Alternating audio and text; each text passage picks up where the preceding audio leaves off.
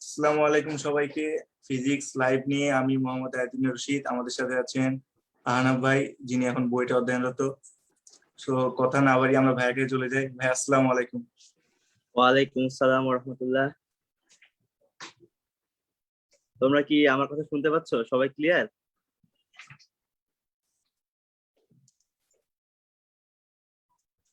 আচ্ছা, আমি একটু ফেসবুকে দেখি যে কি অবস্থা।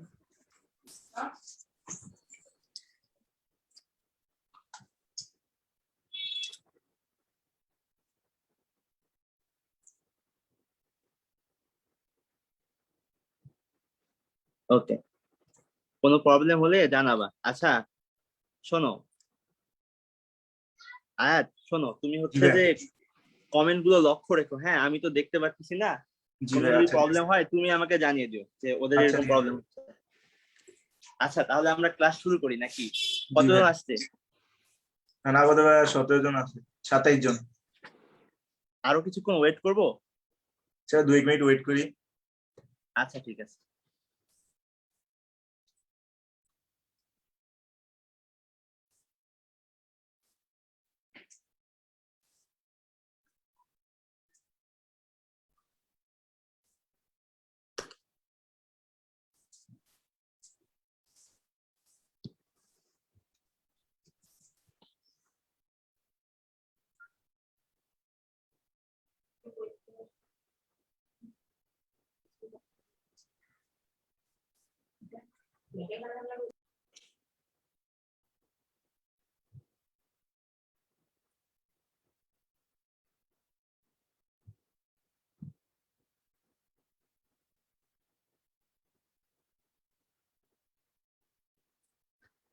আচ্ছা, অনেকে কমেন্ট করছে যে দেখা যাচ্ছে না। আসলে আমি একটা ডিভাইস থেকে ক্লাস নিচ্ছি, তো এখানে ভিডিও অন করলে আসলে ক্লাস নিতে প্রবলেম হবে। ক্লাস শেষ হোক, তখন ইনশাল্লাহ কথা হবে।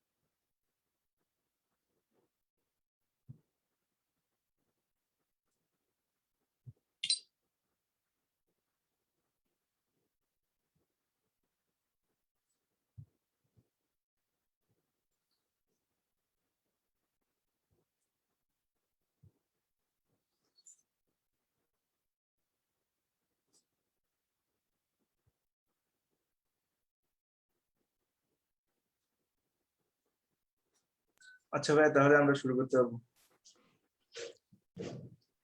আচ্ছা ঠিক আছে। আসসালামু আলাইকুম, আমি Ahnaf Tahmid Nabil, mechanical engineering department, second year, BUET. তোমরা যারা সালাম দিয়েছো আমাকে, সকলকে জানাচ্ছি ওয়ালাইকুম আসসালাম ওয়া রাহমাতুল্লাহ। রাব্বি ইশরাহ লি সাদরি ওয়া ইয়াসসির লি আমরি ওয়াহলুল উকদাতাম মিন লিসানি ইয়াফকাহু কাওলি। আচ্ছা, আজকে আমরা তাহলে শুরু করি।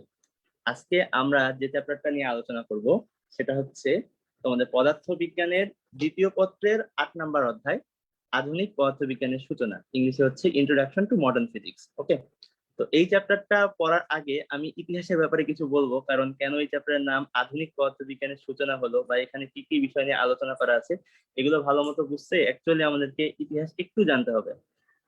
ঘটনা হচ্ছে, ইতিহাস যদি না জানো কোনো কিছু আসলে ভালো মতো বুঝতে পারবা না।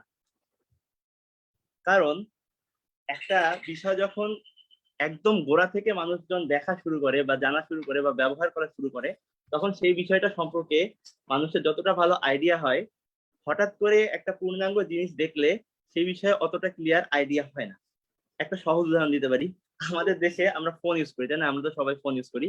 তো ফোনে একটা আমাদের ফিচার আছে, ফিচারটা হচ্ছে যে অ্যান্সার, মানে অটো অ্যান্সার বা হচ্ছে ভয়েস মেইল। এই অপশনটা নিশ্চয়ই আমরা সবাই দেখছি, বাট এইটা কিন্তু আমরা কোনোদিন ব্যবহার করিনি।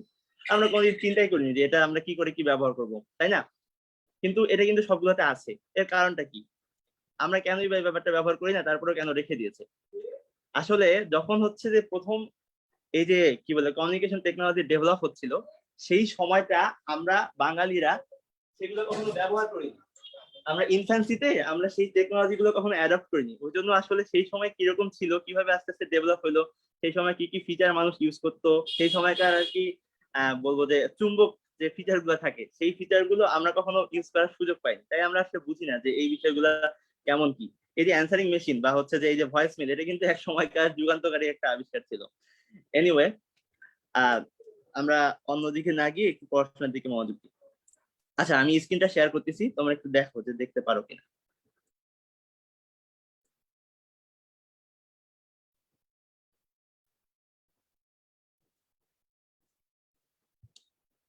আচ্ছা, স্ক্রিন কি দেখা যাচ্ছে? আচ্ছা আয়াত, তুমি একটু আমাকে জানাবা যে ওরা দেখতে পারতেছে কিনা। আচ্ছা ঠিক আছে ভাই। হ্যাঁ, দেখতে পাচ্ছে না?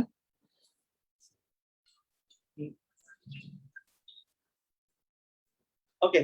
তো আধুনিক পদার্থবিজ্ঞানের সূচনা শুরুর আগে একটু হচ্ছে অন্য বিষয় নিয়ে কথাবার্তা বলি, কারণ এরকম তো সবার সঙ্গে দেখা হওয়ার সুযোগ হয় না একসাথে। আহ আচ্ছা, আমরা বোরিং কিছুতে যাব না, বইয়ের পড়াশোনা সবাই করে। আমরা একটু আমাদের আশেপাশে যে ডিভাইস গুলো ব্যবহার করি, পিসি বা কম্পিউটার অ্যান্ড মোবাইল, এই দুইটা বিষয় নিয়ে একটু আলোচনা করি। জিনিসগুলো জানার দরকার আছে। আহ, আমরা হয়তো বুঝতে পারতেছি না, কিন্তু বর্তমান সময়ে কিন্তু একটা রেভলিউশন চলতেছে, বুঝছো? একটা যেমন 90s এর দিকে ছিল একটা রেভলিউশন হয়েছে কম্পিউটার ওয়ার্ল্ডে, তারপর হচ্ছে 2007-এ হয়েছে মোবাইলের ওয়ার্ল্ডে।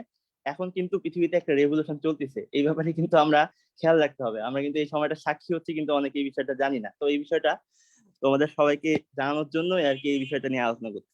তো সবাই আমরা মোটামুটি কম্পিউটার বা মোবাইল ইউজ করি। আমরা তো ম্যাক্সিমাম কম্পিউটারে উইন্ডোজ ইউজ করি, তাই না? তো উইন্ডোজ যারা ইনস্টল দিয়েছো বা ইনস্টল না দিলেও যখন উইন্ডোজ একটা অপারেটিং সিস্টেম ইউজ করো, তখন তো তোমরা নিশ্চয়ই শুনেছো কেউ বলে হচ্ছে 64 বিট, কোনোটা হচ্ছে তোমার 32 বিট, তাই না? 64 বিট আর 32 বিট। ওকে। আবার এই জিনিসটা অনেকে দেখেছো যে 32 বিট আমরা কোথাও দেখতে পাই না, আমরা কি দেখি? x86, তাই না? এই বিষয়গুলো দেখি। ওকে। তারপর আমরা কি জানি? আমাদের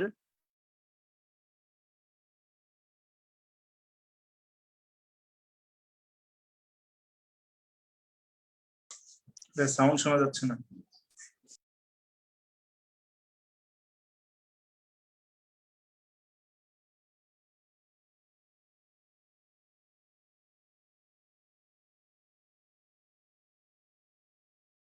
হ্যালো ভাইয়া।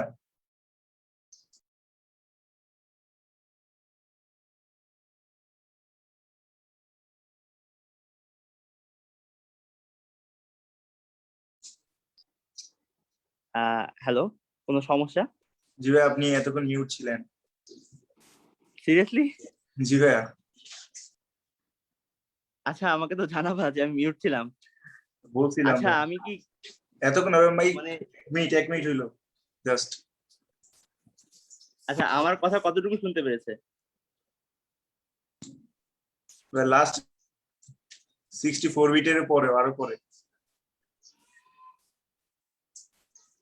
64 বিটের পরে মানে কোন জায়গা থেকে একটু ক্লিয়ারলি বলো, তাহলে সুবিধা হয়।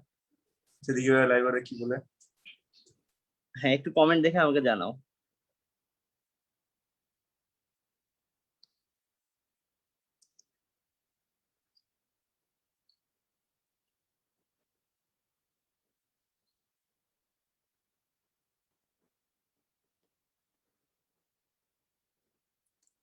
হ্যাঁ, বলো।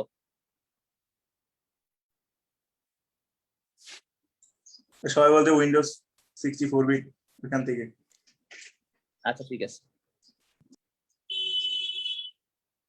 হ্যাঁ, স্ক্রিন কি দেখা যাচ্ছে? না ভাই, এখন এখন হচ্ছে।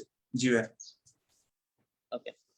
আচ্ছা, যেটা বলতেছিলাম যে কম্পিউটার এবং মোবাইল আমরা সবাই ব্যবহার করি। তো কম্পিউটার যারা ইউজ করি তারা নিশ্চয়ই 64 বিট আর 32 বিট ব্যাপারটা শুনছি, বাট 32 বিট আমরা কোনোদিন চোখে দেখিনি। কোনদিন কি কেউ দেখছো? আমার মনে হয় না যে কোথাও দেখেছো। সবাই দেখা হচ্ছে x86 আর হচ্ছে x64। তো এগুলোর মিনিং কি? আবার হচ্ছে যে কম্পিউটার মোবাইল উভয়টাতে আমাদের একই রকম প্রায় যন্ত্রাংশ থাকে। একটা হচ্ছে প্রসেসর, র্যাম, মাদারবোর্ড, এটা তো হচ্ছে মেইন কম্পোনেন্ট। তারপর এখানেও মোবাইলেও থাকে প্রসেসর, র্যাম, মাদারবোর্ড, ঠিক আছে। আরেকটা খুব ইম্পর্টেন্ট জিনিস থাকে, সেটা হচ্ছে আমাদের পাওয়ার সোর্স। তো ফোনে আমরা যে পাওয়ার সোর্স ইউজ করি সেটা কি ইউজ করি? ব্যাটারি, তাই না? তো আমরা ফোনে জেনারেলি কি ইউজ করি? লিথিয়াম পলিমার ব্যাটারি, তাই না? লিপো ব্যাটারি যেগুলোকে বলে, অথবা হচ্ছে লিথিয়াম আয়ন ব্যাটারি। যাই হোক, আমরা হচ্ছে দুই ধরনের ব্যবহার করি, জেনারেলি এটাকে লায়ন দ্বারা বসে, LION সম্ভবত। আচ্ছা, তো যাই হোক, তো দেখো আমাদের মোবাইল চলতেছে হচ্ছে আমাদের ব্যাটারি দিয়ে, ওকে। কিন্তু কম্পিউটার চলতে কিন্তু আমার পাওয়ার প্লাগ ইন করতে হয়। মানে কম্পিউটার চালাতে আমার বেশি পরিমাণে কারেন্টের প্রয়োজন হয়, বেশি পরিমাণে পাওয়ার প্রয়োজন হয়, বাট মোবাইল কিন্তু সেই পরিমাণ পাওয়ার আমাদের দরকার হয় না। আমরা কিন্তু মোবাইলের ব্যাটারি গুলো কিন্তু অনেক অল্প থাকে। কত থাকে? 5000 mAh সর্বোচ্চ, এখন থাকছে তো বেশি নাই। 6000 mAh গেমিং কিছু ফোন আছে। আর জেনারেলি কত হয়? ইন জেনারেল তোমার হচ্ছে যে 3000 থেকে 4000-এর মধ্যে থাকে। কিছুদিন আগে আরো কম ছিল, 2500 1500 এরকম, বাট এখন আপডেট হয়েছে, এখন ম্যাক্সিমাম মোবাইলে 3000 থেকে 4000 mAh ব্যাটারি থাকে, ওকে। বাট কম্পিউটারে যখন আমরা চালাই, আমাদের যে আমরা হচ্ছে ল্যাপটপ যদি ইউজ করি, অবশ্যই ল্যাপটপে ব্যাটারি আছে, বাট ল্যাপটপে আমরা জেনারেলি 55 ওয়াটের ব্যাটারি ইউজ করি, ঠিক আছে। বা হচ্ছে যে ল্যাপটপের ব্যাটারি অনেক পাওয়ারফুল, সেগুলা জেনারেলি আমরা হচ্ছে যদি প্লাগ ইন করি ওয়ালে প্লাগ ইন করলে যে পরিমাণ পাওয়ার কনজিউম হয় বা যে পরিমাণ পাওয়ার সাপ্লাই আমরা পাই, আমরা হচ্ছে ল্যাপটপে কিন্তু সেই পরিমাণ পাওয়ার সাপ্লাই দিতে হয়। তো আমার কথা সেটা না, আমার পয়েন্ট হচ্ছে ভালো মতো লক্ষ্য করলে দেখবা আমরা কম্পিউটারে যেগুলো কাজ করতে পারি মোবাইলেও কিন্তু বর্তমানে প্রায় সিমিলার কাজ করতে পারি, তাই না? মোবাইলে কিন্তু এখন অনেক পাওয়ারফুল সফটওয়্যার আছে, আমরা দিয়ে কিন্তু সেগুলো করতে পারি। কম্পিউটারে আমরা ফটো ভিডিও এডিটিং করতে পারি, মোবাইলে ফটো ভিডিও এডিটিং করতে পারি। কম্পিউটারে আমরা হচ্ছে মোবাইলে আমরা কল করতে পারি, যেটা কম্পিউটারে পারি না। আর কম্পিউটারে আমরা যা যা করতে পারি মোবাইলে কিন্তু আমি সেগুলো পারি। আমরা হচ্ছে মাইক্রোসফট ওয়ার্ড যেগুলো ইউজ করি সেগুলো হচ্ছে কম্পিউটারে যেরকম সফটওয়্যার আছে, এখন কিন্তু মোবাইলেও সেরকম সফটওয়্যার আছে। তো আমার পয়েন্ট হচ্ছে যে এই, দেখো আমরা কম পাওয়ার ইউজ করে মোবাইলে কিন্তু অনেক কিছু ইউজ করতেছি, সব এই সিমিলার পারফরমেন্স পাচ্ছি কম্পিউটারের মতো, বাট সেখানে পাওয়ার কনজাম্পশনটা আমাদের কম হচ্ছে, তাই না? তাহলে আমার পার্থক্যটা কোথায়? মেইন পার্থক্যটা কোথায়? আর x86 বা x64 বলতেই বা কি বোঝায়? এই জন্য আমাদেরকে একটু পিছনের দিকে যাইতে হবে, একটু ইতিহাসটা জানতে হবে। আমি এগুলো বলতেছি তোমাদের ইতিহাসের গুরুত্ব বোঝানোর জন্য। জানতে হবে এগুলো, বর্তমান সময় কি হচ্ছে আমাদের দুনিয়াতে, না জানলে হবে না। আচ্ছা, তো ঘটনাটা হচ্ছে যখন প্রথম আমাদের হচ্ছে 1960s-এ এই কম্পিউটারের জগতে রেভলিউশন ঘটে, তখন আমাদের প্রসেসর তৈরি হয়, ঠিক আছে। প্রসেসর তখন হচ্ছে প্রসেসর প্রথম হচ্ছে ইন্টেল আর কি। ইন্টেল তো শুরু হয় সিলিকন ভ্যালিতে, ইন্টেলেরও ইতিহাস আছে। তো যাই হোক, প্রসেসর তৈরি করে। তখনকার প্রসেসর গুলো আসলে এরকম কিরকম দেখতে, জেনারেলি হচ্ছে এখন আমরা একটা করে ওই যে তোমরা যারা প্র্যাকটিক্যাল করেছো এইচএসসি তে তারা নিশ্চয়ই হচ্ছে অ্যান্ড গেট, অর গেট, নর গেটের চিপ দেখেছো, অথবা কোন একটা আইসি দেখেছো। তো একটা ছোট এরকম আইসির মতো ছিল, এখনকার মতো কিন্তু ওরকম ছিল না, ঠিক আছে। তো পরবর্তীতে কি হয়, ইন্টেল তারা একটা নতুন আর্কিটেকচার তৈরি করে। আর্কিটেকচার মনে হচ্ছে একটা প্রসেসর কিভাবে তৈরি হবে সেই বিষয়গুলো। তো আর্কিটেকচার তৈরি করে, সেই আর্কিটেকচার ছিল হচ্ছে x86। সেই আর্কিটেকচারটা হচ্ছে x86। তো এটা কম্পিউটার জগতে একটা রেভলিউশন ছিল। এই যখন x86টা হইলো, এটার কি কি সুবিধা ছিল আমি তোমাকে বলি। আগে কি হইতো, আগে আমরা কম্পিউটিং এর জন্য সাপোজ কম্পিউটারে একটা কাজ করব, ক্যালকুলেটরের কাজ করব, ক্যালকুলেশনের কাজ করব। তারপরে কম্পিউটারে আমি কি করব, কম্পিউটারে আমি হচ্ছে কোনো কিছু ড্র করব। আবার কম্পিউটারে কি করব, মাইক্রোসফট ওয়ার্ড বা অফিস ইউজ করব, ঠিক আছে। তো আগে আমাদের যেটা হতো যে প্রত্যেকটা কাজের জন্য ইন্ডিভিজুয়াল আমাদের প্রসেসর দরকার ছিল। একটা কাজের জন্য একটা প্রসেসর শুধুমাত্র একটা কাজ করতে পারে। ধরো একটা প্রসেসর ক্যালকুলেটরের কাজ করতেছে, একটা প্রসেসর তোমার মাইক্রোসফট ওয়ার্ডের কাজ করতেছে, তখন তো ওয়ার্ড ছিল না আর কি, ওই লেখালেখির কাজ করতেছে। তারপর একটা প্রসেসর তোমাকে ড্রয়িং করতে হেল্প করতেছে, একটা প্রসেসর তোমার হচ্ছে মিউজিক প্লে করতেছে, এই টাইপের ব্যাপার স্যাপার, ঠিক আছে। আর প্রত্যেকটা কাজের জন্য আলাদা আলাদা প্রসেসর ইউজ ছিল। তো পরবর্তীতে যখন x86 প্রসেসর ইন্ট্রোডিউস করা হয়, তখন যে ঘটনাটা ঘটে, এই প্রসেসরের একটা স্পেশাল ফিচার ছিল, সেটা কি? সেটা হচ্ছে প্রোগ্রামেবল। এই প্রসেসরটা ছিল আমার হচ্ছে প্রোগ্রামেবল। আচ্ছা, যাই হোক, আমি এক মিনিট, আমার একটু প্রবলেম হচ্ছে।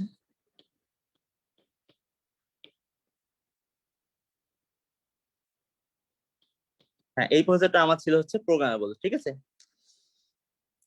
তার মানে কি? তার মানে আমার যেখানে আগে একটা কম্পিউটার একাধিক কাজ করতে গেলে একাধিক প্রসেসর ইউজ করতে হতো, তখন মাদারবোর্ড বলে কিছু ছিল না, তখন একটা এরকম বাক্স ছিল, বাক্সের মধ্যে এখানে এখানে হচ্ছে যে ইয়া কাটা থাকতো, কি বলে এখানে খাঁজ কাটা থাকতো, এখানে একটা খাঁজ এখানে একটা খাঁজ, এরকম করে খাঁজ কাটা থাকতো। তো এই খাঁচের মধ্যে আমরা একটা একটা করে প্রসেসর যুক্ত একটা করে কি বলে ইয়া ইউজ করতাম, সার্কিট বসাই দিতাম। সার্কিট বলতে এখানে আর কি ওই মাদারবোর্ড টাইপের একটা সার্কিট বোঝাচ্ছি, একটা সার্কিট বোর্ড বসাই দিতাম, দিয়ে বিভিন্ন রকম কাজ করতাম। পরে যখন আমার কাজ শেষ হয়ে যেত তখন আমার এইটাকে আবার আমরা এখান থেকে বের করে নিতাম, বের করে আবার নতুন কোনো কিছু ইনসার্ট করতাম নতুন কোনো কাজ করার জন্য, ঠিক আছে। তো পরবর্তীতে যখন x86 মডেল, এটা হচ্ছে ইন্টেল এই ডিজাইন করে, ইন্টেল যখন এটা ডিজাইন করে তখন রেভলিউশন ঘটে যায়। কিভাবে রেভলিউশন? প্রোগ্রামেবল, মানে হচ্ছে তুমি একটা প্রসেসর দিয়ে এই সবগুলো কাজ করতে পারবা, তোমার আর এতগুলো প্রসেসর দরকার নেই, ঠিক আছে। তখন এটা হচ্ছে রেভলিউশন। তো আস্তে আস্তে এটা ডেভেলপ হইতে থাকে।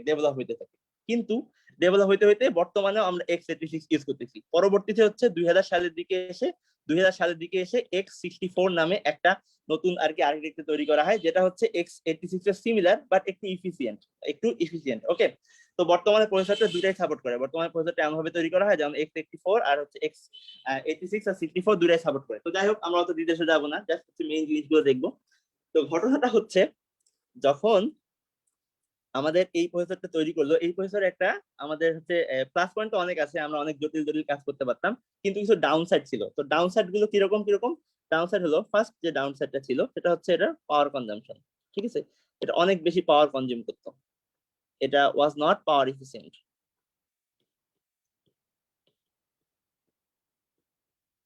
পাওয়ার এফিসিয়েন্ট, এটা পাওয়ার এফিসিয়েন্ট ছিল না। তারপরে আর কি কি ডাউন সাইড ছিল? তারপরে আরো ডাউন সাইড ছিল যে এটা, আচ্ছা আমি মুখে বলতেছি, এই প্রসেসরের জন্য একটা করে সফটওয়্যার ডিজাইন করতে তোমাকে অনেক বড় কোড লিখতে হতো, বিশাল বিশাল কোড লিখতে হতো, কোড লিখে একটা ছোট কাজ করতে হতো, ঠিক আছে। বিশাল বিশাল কোড লিখে একটা একটা মাত্র কাজ করতে হতো, মানে অনেক লম্বা আমাকে প্রোগ্রাম লিখতে হতো। এখনো লিখতে হয়, আর কম্পিউটার যে সফটওয়্যার গুলো ইউজ করো ওগুলাতে ওই তৈরি করতে অনেক বড় বড় কোড লিখতে হয়। আরেকটা কি বলে ডাউনসাইড ছিল, সেই ডাউনসাইডটা কি? ডাউনসাইডটা হচ্ছে যে এই প্রসেসর কিভাবে কাজ করে, প্রসেসর হচ্ছে এইভাবে কাজ করে, তুমি একটা ইনফরমেশন দিবা, সেটাকে একবার প্রসেস করবে, তারপরে এটা যখন প্রসেসিং শেষ হবে তখন আরেকটা ইনফরমেশন নিবে, তারপর সেটাকে আবার প্রসেস করবে, তাই না? তো এই প্রসেসরের একটা ডাউনসাইড ছিল যে সে কি করতো, সে হচ্ছে যে একটা মাত্র ইনফরমেশন নিত, নেওয়ার পরে কয়েকবার আর কি সেটাকে প্রসেস করতো। আমি আসলে সংক্ষেপে বলতেছি, ঘটনাটা এরকম না, জাস্ট হচ্ছে টাচ দেওয়ার জন্য কয়েকবার প্রসেস করতো, কয়েকবার প্রসেস করে একটা রেজাল্ট দিত, ঠিক আছে। তার মানে আমাকে একটা ইনফরমেশন প্রসেস করতে কয়েকবার প্রসেসরটাকে কাজ করতে হচ্ছে, এরকম একটা ঘটনা ছিল, ঠিক আছে। ওকে, তো এই যে সমস্যাগুলো ছিল, এই সমস্যাগুলো থাকার পরেও এটা ছিল অনেক পাওয়ারফুল, এটা দিয়ে অনেক কাজ করে ফেলতে পারতো, ওই জন্য মানুষজন এটাকে আর কি অ্যাকসেপ্ট করছে, স্টিল ওটা আমরা ব্যবহার করতেছি। কিন্তু তখন একটা হচ্ছে সফটওয়্যার কোম্পানি, যার নাম ছিল হচ্ছে অ্যাক্রন, অ্যাক্রন, হ্যাঁ অ্যাক্রন, ঠিক আছে, অ্যাক্রন। তো তারা বলে যে আচ্ছা ঠিক আছে, এটা তো ভালো, সব কাজ করতেছে, কিন্তু আমরা একটু অন্যরকম কেন চিন্তা করি না, আমরা কি এমন কোন নতুন প্রসেসর তৈরি করতে পারি না, যে প্রসেসরের এই যে x86 এর যে ডাউন সাইড গুলো আছে সেই সাইড গুলো থাকবে না। কিরকম? এইটা হবে হচ্ছে পাওয়ার ইফিসিয়েন্ট, মানে এটা অনেক অল্প পাওয়ারে কাজ করবে, ঠিক আছে, এটা অনেক অল্প পাওয়ারে কাজ করবে। তারপর এটা কি হবে? ওই যে বললাম যে অনেক লম্বা লম্বা লম্বা লম্বা প্রোগ্রামের লাইন লিখতে হইতে একটা কাজ করার জন্য, অত লম্বা আমার লাইন লেখার দরকার নেই, অত লম্বা লাইন লেখার আমার দরকার হবে না। আমরা হচ্ছে একটা ছোট এক লাইন লিখে অনেকগুলো কাজ করতে পারবো, এক লাইন লিখে আমরা সহজেই ওই প্রোগ্রামটা চালাতে পারবো। আরেকটা প্লাস পয়েন্ট কি হতে পারে, সেটা হচ্ছে ওই যে একটা ডাউন সাইড ছিল ওইদিকে, যে আমার হচ্ছে একটা কাজ করতে, একটা ইনফরমেশন নিলাম, ওইটাকে প্রসেস করতে কয়েকবার রান করতে হতো সিপিইউ বা হচ্ছে প্রসেসরকে। তো সেটা করবে না, সে কি করবে, সে হচ্ছে একবার মাত্র একটা ইনফরমেশন নিবে, নেওয়ার পরে সেটা স্লো হলেও, সেটা যদি স্পিডটা কমও হয়, তাও সে একবারই প্রসেসে সেটা কমপ্লিট করবে, মানে একটা ইনফরমেশন নিবে, নেওয়ার পরে একটা প্রসেস করবে এবং একটা প্রসেসে সে কাজটা শেষ করে দিবে। বুঝা গেছে? তাহলে এইগুলো চিন্তা ভাবনা করে একটা নতুন প্রসেসর ডিজাইন করা হয়। তো আগে যে প্রসেসরটা আমাদের দেখছিলাম সেইটা প্রসেসরকে বলা হচ্ছে এসআইএসসি। তার মানে কি? এসআইএসসি মানে হচ্ছে যে হচ্ছে কমপ্লেক্স ইনস্ট্রাকশন সেট কম্পিউটার, ঠিক আছে, এটা হচ্ছে কমপ্লেক্স ইনস্ট্রাকশন সেট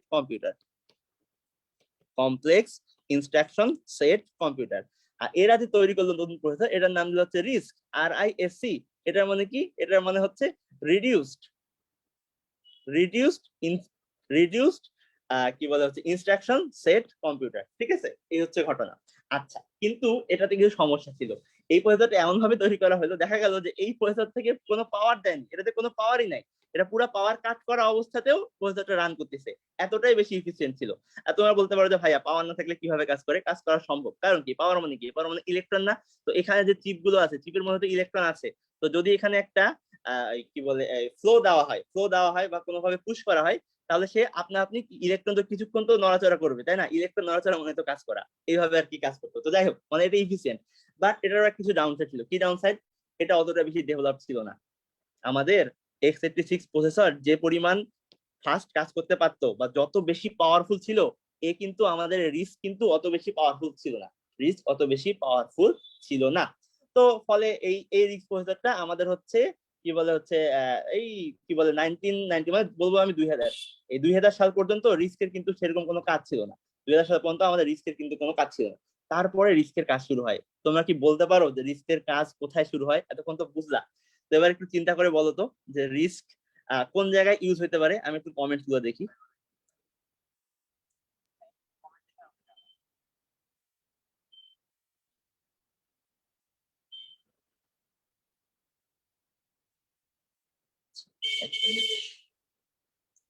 আচ্ছা, কমেন্টস গুলো আমি দেখতে পাচ্ছি না। হ্যাঁ, একজন বলছে ইন্টারনাল ক্যাপাসিটেন্স। আচ্ছা, ইন্টারনাল ক্যাপাসিট্যান্ট। আর কি বলছে?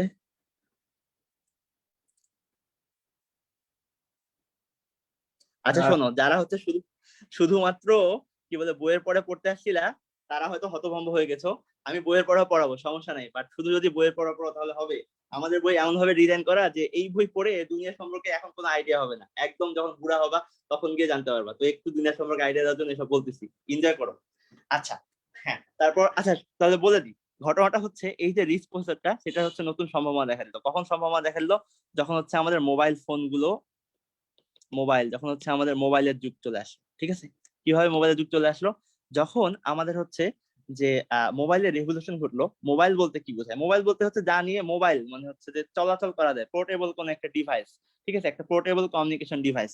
তো যখন আমরা এই যে পোর্টেবল কমিউনিকেশন ডিভাইসের যুগটা চলে আসলো 90s এর দিকে, সেই সময় লোকেরা চিন্তা করলো, আচ্ছা আমাদের মোবাইলে তো একটা প্রসেসর দরকার হবে যে সিগন্যালটাকে প্রসেস করবে, এবং মোবাইল যেহেতু পোর্টেবল হবে, তার মানে আমার এখানে পাওয়ারটা যেন অল্প লাগে এবং অনেকক্ষণ ধরে লাস্ট করা যায়, এরকম কোন ইফিসিয়েন্ট চিপ লাগবে। তখন চিন্তা করলো যে আচ্ছা আমাদের তো রিস্ক ছিলই, আমরা রিস্কটা কি মোবাইলে ইউজ করতে পারি না? তখন থেকে আমাদের রিস্কের কাজ আবার শুরু হয়। বুঝা গেছে? তখন থেকে রিস্কের কাজ শুরু হয়। তাহলে আমরা মোবাইলে যে প্রসেসর গুলো ইউজ করি সেগুলো হচ্ছে RISC প্রসেসর, আর কম্পিউটারে যে প্রসেসর ইউজ করি সেগুলো হচ্ছে CISC প্রসেসর। স্ক্রিন বুঝা গেছে? এই সমস্যা। স্ক্রিন শেয়ারটা অন করানো হয়নি। আচ্ছা, কতক্ষণ হয়েছে? এই ভাইয়া 2 মিনিট, 1 মিনিট বেশি হলে। আচ্ছা, কোন জায়গা পর্যন্ত দেখছো একটু বলো আমাকে। লাস্ট প্রশ্ন যেখান থেকে স্টার্ট করছিলেন, তারপর কমেন্ট দেখা। আচ্ছা, আমার কথা কি শোনা গেছিল? জি ভাইয়া। হ্যাঁ, একটু তোমরা একটু রেসপন্স করো যে আমাকে কি ব্যাপারগুলো আবার বলতে হবে, অথবা কোন পর্যন্ত শুনছিলা?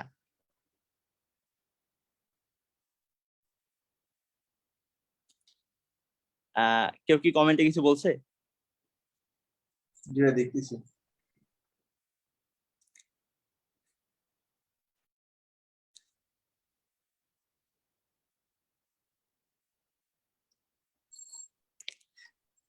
আচ্ছা, ঠিক আছে, তাহলে দেখো। তাহলে আমরা মোবাইল ইউজ করতেছি হচ্ছে রিচ প্রসেসর এবং কম্পিউটার ইউজ করে হচ্ছে SISC প্রসেসর। কিন্তু একটা সমস্যা আছে। রিচ প্রসেসর আমি যখন বললাম যে মোবাইল ইউজ করা শুরু হয়, সেটা কত শুরু হয়েছিল 1990s এর দিকে, ঠিক আছে, মনে হচ্ছে 90-এর দশকে। আর এটা তো হচ্ছে আগে থেকে ইউজ করে আসতেছি। তো এখন যে ঘটনাটা ঘটেছে সেটা হচ্ছে আমাদের মোবাইল যত দিন যাচ্ছে তত বেশি ডেভেলপ হচ্ছে না, যত দিন যাচ্ছে তত আমাদের মোবাইল বেশি ডেভেলপ হচ্ছে। এন্ড ডেভেলপ হতে হতে হতে হতে দেখা গেছে এই যে রিস্ক প্রসেসর গুলো আছে না, এই রিস্ক প্রসেসর গুলো ডেভেলপমেন্ট এত বেশি হয়েছে যে সিসকে ডেভেলপ অত বেশি হয়নি। তো আমি যদি ডেভেলপমেন্টের গ্রাফটা দেখি, এটা হচ্ছে আমাদের টাইম, এটা হচ্ছে আমাদের ডেভেলপমেন্ট, ঠিক আছে। তো ডেভেলপমেন্টের গ্রাফটা অনেকটা এরকম, যে আমাদের কি বলে সিক্স প্রসেসর গুলা এইভাবে ডেভেলপ হয়েছে। এটা যদি হয় সিক্স প্রসেসরের কার্ভ, তাহলে আমার রিচ প্রসেসরের কার্ভটা ছিল হচ্ছে এই যে নিচ থেকে শুরু হয়েছে কিন্তু একদম খাড়া উপরের দিকে গিয়ে এই, ঠিক আছে। মানে এই এই কি বলে হচ্ছে রিস্কের গ্রাফটা হচ্ছে ডেভেলপমেন্টের গ্রাফটা হচ্ছে সিক্সের চেয়ে বেশি খাড়া। তার মানে হচ্ছে এই পয়েন্টটা আমরা এখন আছি, এটা হচ্ছে 2020, এটা হচ্ছে আমাদের 2020 সাল, ঠিক আছে, 2020। তো 2020 সালে এসে এরকম একটা সেট করেছে। এর মানে কি 2020 সালে এসে আমাদের হচ্ছে রিস্ক প্রসেসর এবং হচ্ছে এসআইএসসি প্রসেসর দুইটা হচ্ছে সিমিলার পাওয়ারফুল হয়ে গেছে, বোঝা গেছে? তাহলে এখন এর সুবিধাটা কি? এর সুবিধাটা হচ্ছে যে আমরা এখন রিস্ক প্রসেসর ইউজ করতে পারবো কম্পিউটারে আমরা এখন রিস্ক প্রসেসর ইউজ করতে পারবো। তাহলে আমাদের সুবিধা কি হবে? চিন্তা করো সুবিধা কি হবে। আমরা যখন কম্পিউটার ইউজ করি তখন দেখো আমাদের ল্যাপটপে বা ডেস্কটপে হচ্ছে কুলার ফ্যান থাকে না, অনেকগুলো কুলার ফ্যান থাকে, তারপর হচ্ছে অনেক বড় বড় যন্ত্রাংশ থাকে, জাস্ট ঠান্ডা করার জন্য অনেক কিছু ব্যবস্থা থাকে, ঠিক আছে? তো ওগুলো আমার দরকার হবে না, কারণ কি রিস্ক প্রসেসর তো অনেক কম পাওয়ার কনজিউম করে, পাওয়ার কনজিউম কম করে মানে হচ্ছে হিট কম হয়, ঠিক আছে? তো এই এই হচ্ছে ঘটনা। তো এখন আমাদের এটা চলতেছে, এখন আমাদের একটা ট্রানজিশন পিরিয়ড চলতেছে, ট্রানজিশন পিরিয়ড চলতেছে। এই ট্রানজিশন পিরিয়ডটা কিরকম ট্রানজিশন?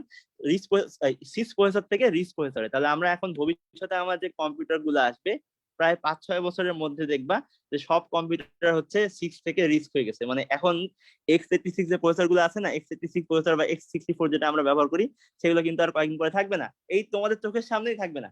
এই 4-5 বছর পরে এগুলো আর আমরা ইউজই করবো না, ইউজ না করে আমরা রিস্ক প্রসেসর ইউজ করবো। তো রিস্ক প্রসেসরকে তোমরা হয়তো এই নামটা কথা শোনোনি, তোমরা যেটা শুনেছো সেটা হচ্ছে ARM, ARM, ঠিক আছে? আর্ম, এটা শুনেছো? এটা মানে কি? এটা হচ্ছে ওই যে একটা কোম্পানি তৈরি করেছিল না, আবিষ্কার করেছিল, অ্যাক্রন। এটা হচ্ছে অ্যাক্রন। আর মানে হচ্ছে রিস্ক, RISC, আর এম তে হচ্ছে মেশিন, ঠিক আছে? CSIN। হ্যাঁ, এই হচ্ছে ঘটনা। তো এখন বলতে পারো আচ্ছা ভাই আমরা তো আশেপাশে কোনো কিছু দেখতেছি না, এখনো তো আমরা প্রসেসর ইউজ করতেছি কি বলে ইন্টেলের অথবা AMD, ইন্টেল অথবা AMD প্রসেসরটা আমরা জেনারেলি ইউজ করি, তাই না? তো ইন্টেল আর AMD দুটাই আর কি x86 ইউজ করতেছে, x86 এখনো ইউজ করতেছে। বাট সবার প্রথমে যে হচ্ছে ল্যাপটপে হচ্ছে যে এই রিস্ক প্রসেসর ইউজ করে সেটা হচ্ছে অ্যাপল হচ্ছে ল্যাপটপে রিচ প্রসেসর ইউজ করা অলরেডি শুরু করেছে। তোমরা হয়তো শুনে থাকবা যে M1 নামে একটা চিপ আমরা হচ্ছে যে এই নতুন, যেটা হচ্ছে অ্যাপল নিজেরাই তৈরি করেছে, নিজেরা তৈরি করে মানে নিজেরা ডিজাইন করেছে আর কি।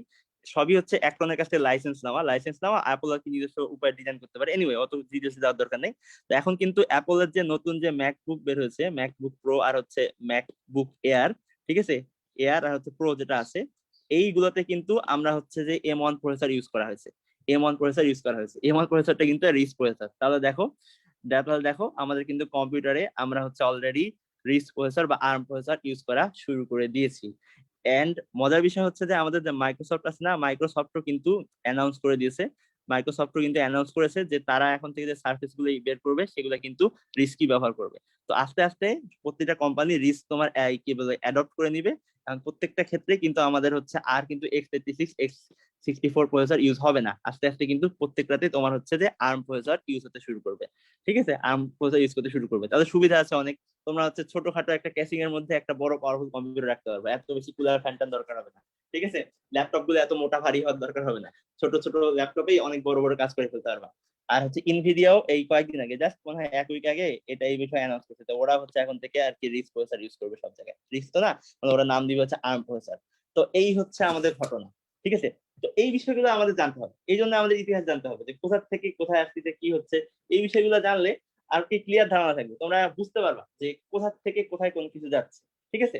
ওকে। তো অনুরূপ ভাবে ফিজিক্সেও আমাদের আর কি ইতিহাস জানতে হবে। ইতিহাস যদি ভালো মতো জানি তাহলে আমরা বুঝতে পারবো, তাহলে আমাদের পড়া বুঝতে সুবিধা হবে যে আগে ছিল এইটুকু, এখান থেকে আসছে এইটুকু, এখান থেকে আসছে এইটুকু, ও আচ্ছা।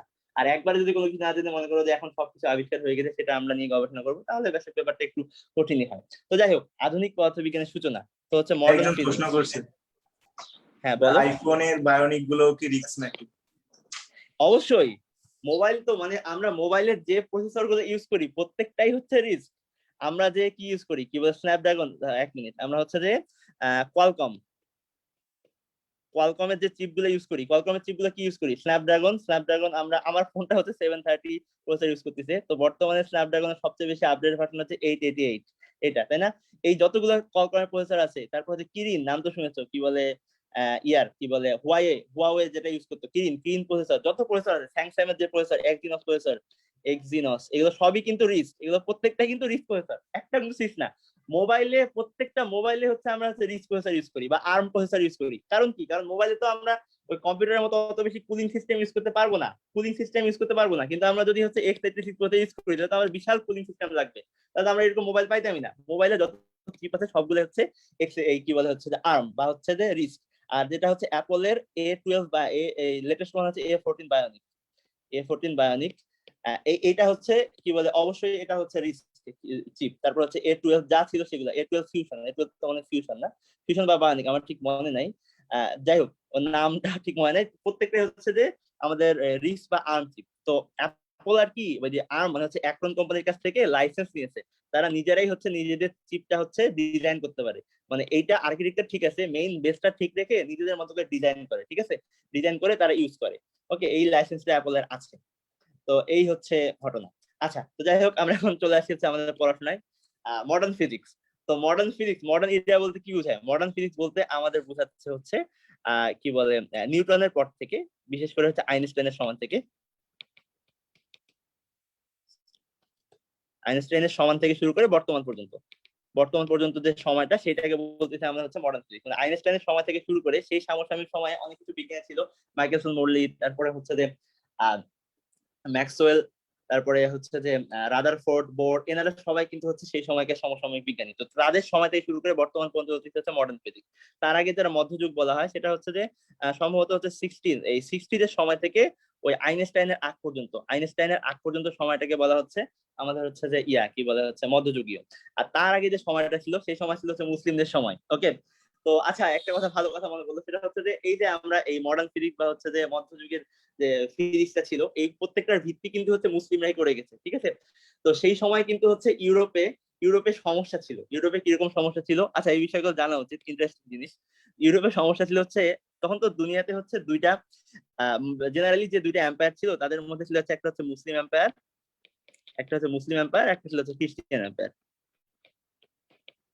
খ্রিস্টান এম্পায়ার, ঠিক আছে। তো মুসলিম এম্পায়ার যারা ছিল, তোমরা হয়তো ইতিহাস থেকে অলরেডি জানো যে এরা হচ্ছে যে আমরা মুসলিমরা যারা ছিলাম তারা হচ্ছে যে অলরেডি সবসময় আর কি সায়েন্সের পৃষ্ঠপোষকতা করতাম। তোমরা জানো হচ্ছে যে জাবির, তারপর হচ্ছে আলজাবর, উনি হচ্ছে আলজাবরার জনক। যাই হোক, মানে প্রত্যেকটা ফিজিক্স, কেমিস্ট্রি, ম্যাথ যাই বল না কেন, প্রত্যেকটা সূচনা কিন্তু মুসলিমদের হাত থেকে শুরু হয়েছিল। তারা কিন্তু হচ্ছে জ্যোতির্বিজ্ঞানে কিন্তু সবচেয়ে বেশি আগাই ছিল। এর কারণটা কি? এর কারণটা হচ্ছে কোরআন, আমরা হচ্ছে কোরআনে ফলো করতাম, সেই জন্য হচ্ছে আমরা সব বিষয়ে আগাই ছিলাম। তো যাই হোক, তো মুসলিমরা পৃষ্ঠপোষকতা করতো। তো বর্তমানে স্পেনে যত বড় বড় বিল্ডিং আছে সবগুলো কিন্তু মুসলিমরা করা, এনিওয়ে যদিও এখন মুসলিমরা সেখান থেকে নাই চলে আসছে। তো এটা আমাদের আলোচনার টপিক না, সেই সময় ছিল মুসলিমরা, মুসলিমরা সায়েন্সের সঙ্গে পৃষ্ঠপোষকতা করতো, তাদের স্কুল কলেজ ছিল, মাদ্রাসা ছিল, ভার্সিটি ছিল। আচ্ছা এক মিনিট, তোমাদেরকে একটা কথা বলি, ওই যে ইয়াতে যারা তোমরা চাঁপাই নবাবগঞ্জে আসছো, সোনা মসজিদ তো দেখছো মনে হয়, তাই না? অনেকে সোনা মসজিদ দেখছো হয়তো। তো সোনা মসজিদের পাশে একটা তোহাখানা আছে, এটা কি জানো? আচ্ছা যাই হোক, ওই যে তোহাখানাটা আছে না, ওটা একটা কিন্তু বিশ্ববিদ্যালয় ছিল। ওটা হচ্ছে বাংলাদেশের যখন সুলতানি আমল ছিল, সুলতানি আমল যখন ছিল, সুলতানি আমলে ওটা কিন্তু বিশ্ববিদ্যালয় ছিল, এটা কিন্তু একটা বড় বিশ্ববিদ্যালয় ছিল, ওখানে একটা মাজার আছে, সেই সময় কিন্তু ওখানে পড়াশোনা হতো। তারপর হচ্ছে যে আমাদের কানসাটে যে হচ্ছে যে কি বলে ভারতের ঢোকার যে গেটটা আছে, এন্ট্রেন্স আছে না, এন্ট্রেন্স দেখবে এরকম বড় বড় দুইটা গম্বুজ আছে, এরকম একটা গম্বুজ, এরকম একটা গম্বুজ, মাঝখানে হচ্ছে এরকম হচ্ছে যে একটা হচ্ছে রাস্তা। তো এটা কিসের রাস্তা জানো? এটা হচ্ছে আমাদের সুলতানি আমলে যে রাজধানী ছিল মুর্শিদাবাদ, ওই রাজধানীতে ঢোকার কিন্তু গেট হচ্ছে এটা, এটা কিন্তু রাজধানীতে ঢোকার গেট ছিল। তো আমাদের, আমি যে জায়গায় থাকি এটা হচ্ছে রাজশাহী। তো এটার নাম রাজশাহী কেন হলো? কারণ হচ্ছে রাজধানীর পাশে ছিল বলে এটার নাম হচ্ছে রাজশাহী। তো চাপাই নবাবগঞ্জ, নবাবগঞ্জ কেন হলো? কারণ হচ্ছে নবাব বা হচ্ছে যে সুলতানি আমলের যে জায়গায় রাজধানী ছিল, রাজধানীর পাশে ছিল বলে এই জিনিসগুলো হয়েছে। তো এনিওয়ে সেটা বিষয় না, এবার হচ্ছে খ্রিস্টান এম্পায়ার। তো খ্রিস্টান এম্পায়ারে কিছু সমস্যা ছিল। কিরকম সমস্যা? খ্রিস্টানরা, ওদের যে ধর্মগুরু ছিল, পোপ বা অন্য কিছু, পোপ ছিল না, পোপ ছিল, তারপর হচ্ছে যে ধর্ম যাজক ছিল, কি জানি বলে, ফাদার বলে যাদেরকে, তোমরা হয়তো শুনে থাকবা। তো তারা কি করতো? তারা যেভাবে বলতো রাষ্ট্র, রাষ্ট্র কিন্তু সেভাবে চলতে হতো, তারা যা বলবে তাই করতে হতো, তাদের বাইরে কিন্তু যাওয়ার কোনো উপায় ছিল না। তো তারা আর কি নিজেদের কথার ভ্যালু রাখার জন্য, নিজেদের কথার ভ্যালু রাখার জন্য তারা সায়েন্সকে অপোজ করতো। কিরকম? তখন বিজ্ঞানীরা গ্যালিলিও, বিজ্ঞানী হচ্ছে গ্যালিলিও, গ্যালিলিও গ্যালিলিও সহ অন্যান্য বিজ্ঞানীরা যখন বললেন যে হচ্ছে যে সূর্যকে কেন্দ্র করে পৃথিবী করে, মেইনলি এখান থেকে কিন্তু সমস্যা শুরু হয়েছিল, ওই ঘোড়া নিয়ে কিন্তু পৃথিবীকে কেন্দ্র করে সূর্য, না সূর্যকে কেন্দ্র করে পৃথিবী, এই নিয়ে কিন্তু সমস্যা শুরু হয়েছিল। তো সূর্যকে কেন্দ্র করে যখন পৃথিবী ঘোরে, এইটা যখন তিনি বললেন, মিস্টার গ্যালিলিও বললেন, তখন এই যে পোপ আর ফাদাররা ছিল তারা বললেন যে না, এটা হতে পারে না, আমরা বলেছি হচ্ছে পৃথিবীকে কেন্দ্র করে সূর্য ঘুরবে, তার মানে পৃথিবীকে কেন্দ্র করেই সূর্য ঘুরবে, ঠিক আছে। তো যারা বলতেছে এটা, তারা ধর্ম থেকে বের হয়ে গেছে, তারা ধর্মত্যাগী, তাদেরকে ধরে আনো, জ্বালায় দাও, পুড়ে দাও, বুঝতে পেরেছো? সেই সময় যারা সায়েন্স চর্চা করতো, খ্রিস্টান এম্পায়ার যারা ছিল, সেই সময় কিন্তু তাদেরকে ধরতো, জ্বালাইতো, পুড়াইতো, লিটারালি তাদেরকে পুড়ায় মেরে ফেলতো, তাদেরকে ডাইনি কি বলে দিত, অপবাদ দিত, ঠিক আছে। এই হচ্ছে ঘটনা। তো এই ঘটনা চলতে চলতে চলতে চলতে, তো হচ্ছে যে মানুষ আর কত সহ্য করবে এই সমস্ত অন্যায় অত্যাচার। তো যখন এরকম করতে করতে এক সময় সবাই ক্ষোভে ফেটে পড়ে, ফেটে পড়ার পরে কি করে, ক্ষোভে ফেটে পড়ার পরে তারা হচ্ছে ধর্মের বিরুদ্ধে শুরু করে দেয়। তারা হচ্ছে ধর্মের বিরুদ্ধে আর কি যুদ্ধ ঘোষণা করে, যে আমরা এরকম খ্রিস্টান ধর্ম মানি না, আমরা হচ্ছে এর বিরুদ্ধে যুদ্ধ ঘোষণা করতেছি, ধর্ম ও বিজ্ঞান একসাথে চলতে পারে না, ধর্ম ও বিজ্ঞান একসাথে চলতে পারে না, ধর্ম ও বিজ্ঞান একসাথে চলতে পারে না, দুইটা একে অপরের বিরোধী। তো এই ধ্যান ধারণাটা ঠিক সেই সময় থেকে শুরু হয়, যে ধর্ম ও বিজ্ঞান একসাথে চলতে পারে না, ধর্ম আলাদা বিজ্ঞান আলাদা, ধর্ম রাষ্ট্রের সাথে কোনো সম্পর্ক রাখবে না, ইত্যাদি ইত্যাদি ইত্যাদি। তো এটা কিন্তু এমনি এমনি আসেনি, এটা কিন্তু এই যে এই 16শো শতাব্দীর দিকে যে পোপেরা, ফাদাররা, খ্রিস্টান ধর্ম যারা ছিল, তারা যে অন্যায় অত্যাচার করলো, সেই সমস্ত কারণে কিন্তু ইউরোপে তখন রেনেসা নাম তো শুনেছো, তখন রেনেসা করতে যায়। সেই সময় তারা বলে যে ধর্ম বিজ্ঞান একসাথে চলবে না, ধর্ম রাষ্ট্র একসাথে চলবে না, তো সবকিছু থেকে তারা ধর্মকে বাদ দিয়ে দেয়। এই হচ্ছে ঘটনা। তো এই যে তাদের যে অভিজ্ঞতা, এই অভিজ্ঞতার আলোকে কিন্তু বর্তমানে ধ্যান ধারণা আমরা ধারণ করতেছি। কিন্তু অত্যন্ত দুঃখের বিষয় যে মুসলিমদের সাথে কিন্তু বিজ্ঞানের এরকম সম্পর্ক কিন্তু এরকম না। মুসলিমরা কিন্তু পায়োনিয়ার, ঠিক আছে, মুসলিমরা কিন্তু হচ্ছে যে বিজ্ঞানের আর কি সূচনা করেছিল, কিভাবে ল্যাবরেটরিতে পরীক্ষা করতে হবে, তারপর কিভাবে ক্যালকুলেশন করতে হবে, এই বিষয়গুলো কিন্তু হচ্ছে মুসলিমরা সূচনা করেছিল। তো যাই হোক, আস্তে আস্তে তোমরা যখন ইতিহাস পড়বা, বড় হবা আরো, তখন এই বিষয়গুলো সম্পর্কে আরো জানতে পারবা। তো এই ছিল মোটামুটি আমাদের ইতিহাস। তো এখন আমরা হচ্ছে তোমাদের বইয়ে যা যা আছে সেই বিষয়টাতে চলে যাই, ঠিক আছে? আচ্ছা, তো এখন আমরা পড়াশোনা শুরু করব, তোমরা প্লিজ একটু এখন মনোযোগ দাও, ঠিক আছে? আচ্ছা আয়াত, তুমি একটু দেখো তো যে ছেলেরা কোনো কমেন্ট করতেছে কিনা, কোনো কিছু কি বলার আছে? না ভাই, পারফেক্ট। আচ্ছা, ঠিক আছে। হ্যাঁ, তাহলে এবার হচ্ছে আশা করি তোমার মনোযোগী হয়েছে। তো ঠিক আছে, তো প্রথমে আমি যেটা বলি, প্রথমে যেটা পড়াশোনা করবো সেটা হচ্ছে জড় প্রসঙ্গ কাঠামো। ওকে, জড় প্রসঙ্গ কাঠামোটা নিয়ে একটু বলি। জড় প্রসঙ্গ কাঠামো। আচ্ছা, এক মিনিট, আমার এটা কিন্তু একটু বেশি মোটা লাগছে। হ্যাঁ, জড় প্রসঙ্গ কাঠামো, ঠিক আছে। আচ্ছা,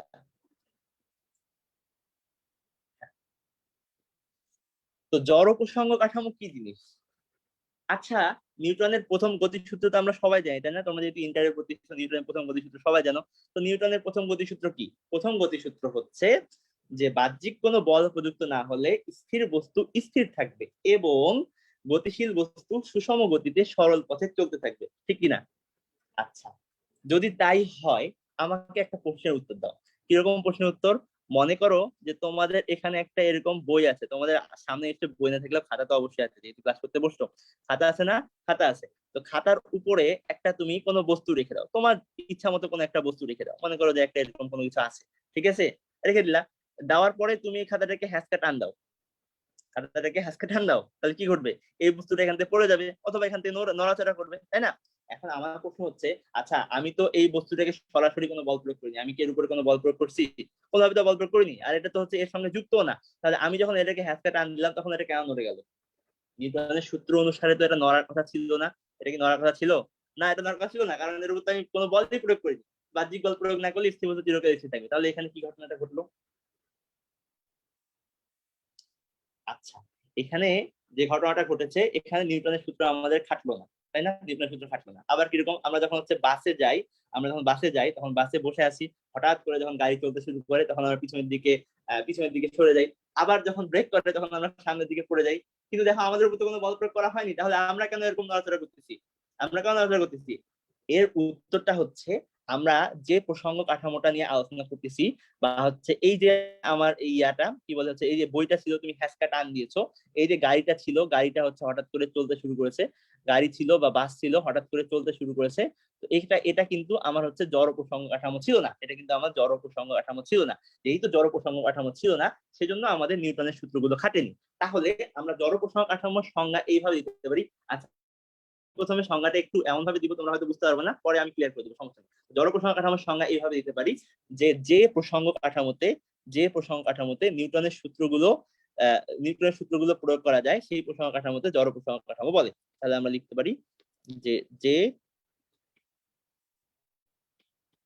প্রসঙ্গ কাঠামোতে নিউটনের সূত্রগুলো ব্যবহার করা যায় সেই প্রসঙ্গ কাঠামোকে জড় প্রসঙ্গ কাঠামো বলে। ঠিক আছে, এই হচ্ছে ঘটনা। আর তাহলে তার অজর কি হবে? যে প্রসঙ্গ কাঠামোতে নিউটনের সূত্রগুলো ব্যবহার করা যায় না সেই প্রসঙ্গ কাঠামোটাকে বলবো আমরা অজর প্রসঙ্গ কাঠামো। ঠিক আছে, আচ্ছা।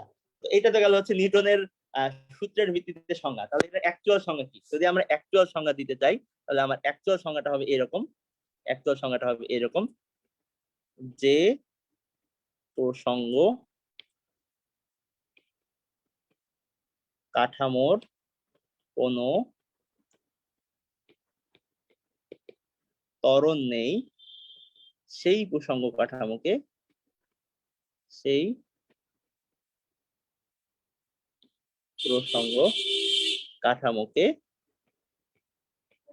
জড় প্রসঙ্গ কাঠামো বলে। ঠিক আছে, যে প্রসঙ্গ কাঠামোতে ত্বরণ নেই সেই প্রসঙ্গ কাঠামোকে জড় প্রসঙ্গ কাঠামো বলে। ত্বরণ নেই এর অর্থ কি? ত্বরণ নেই এর অর্থ হচ্ছে হয় প্রসঙ্গ কাঠামোটা স্থির অথবা প্রসঙ্গ কাঠামোটা সমবেগে গতিশীল।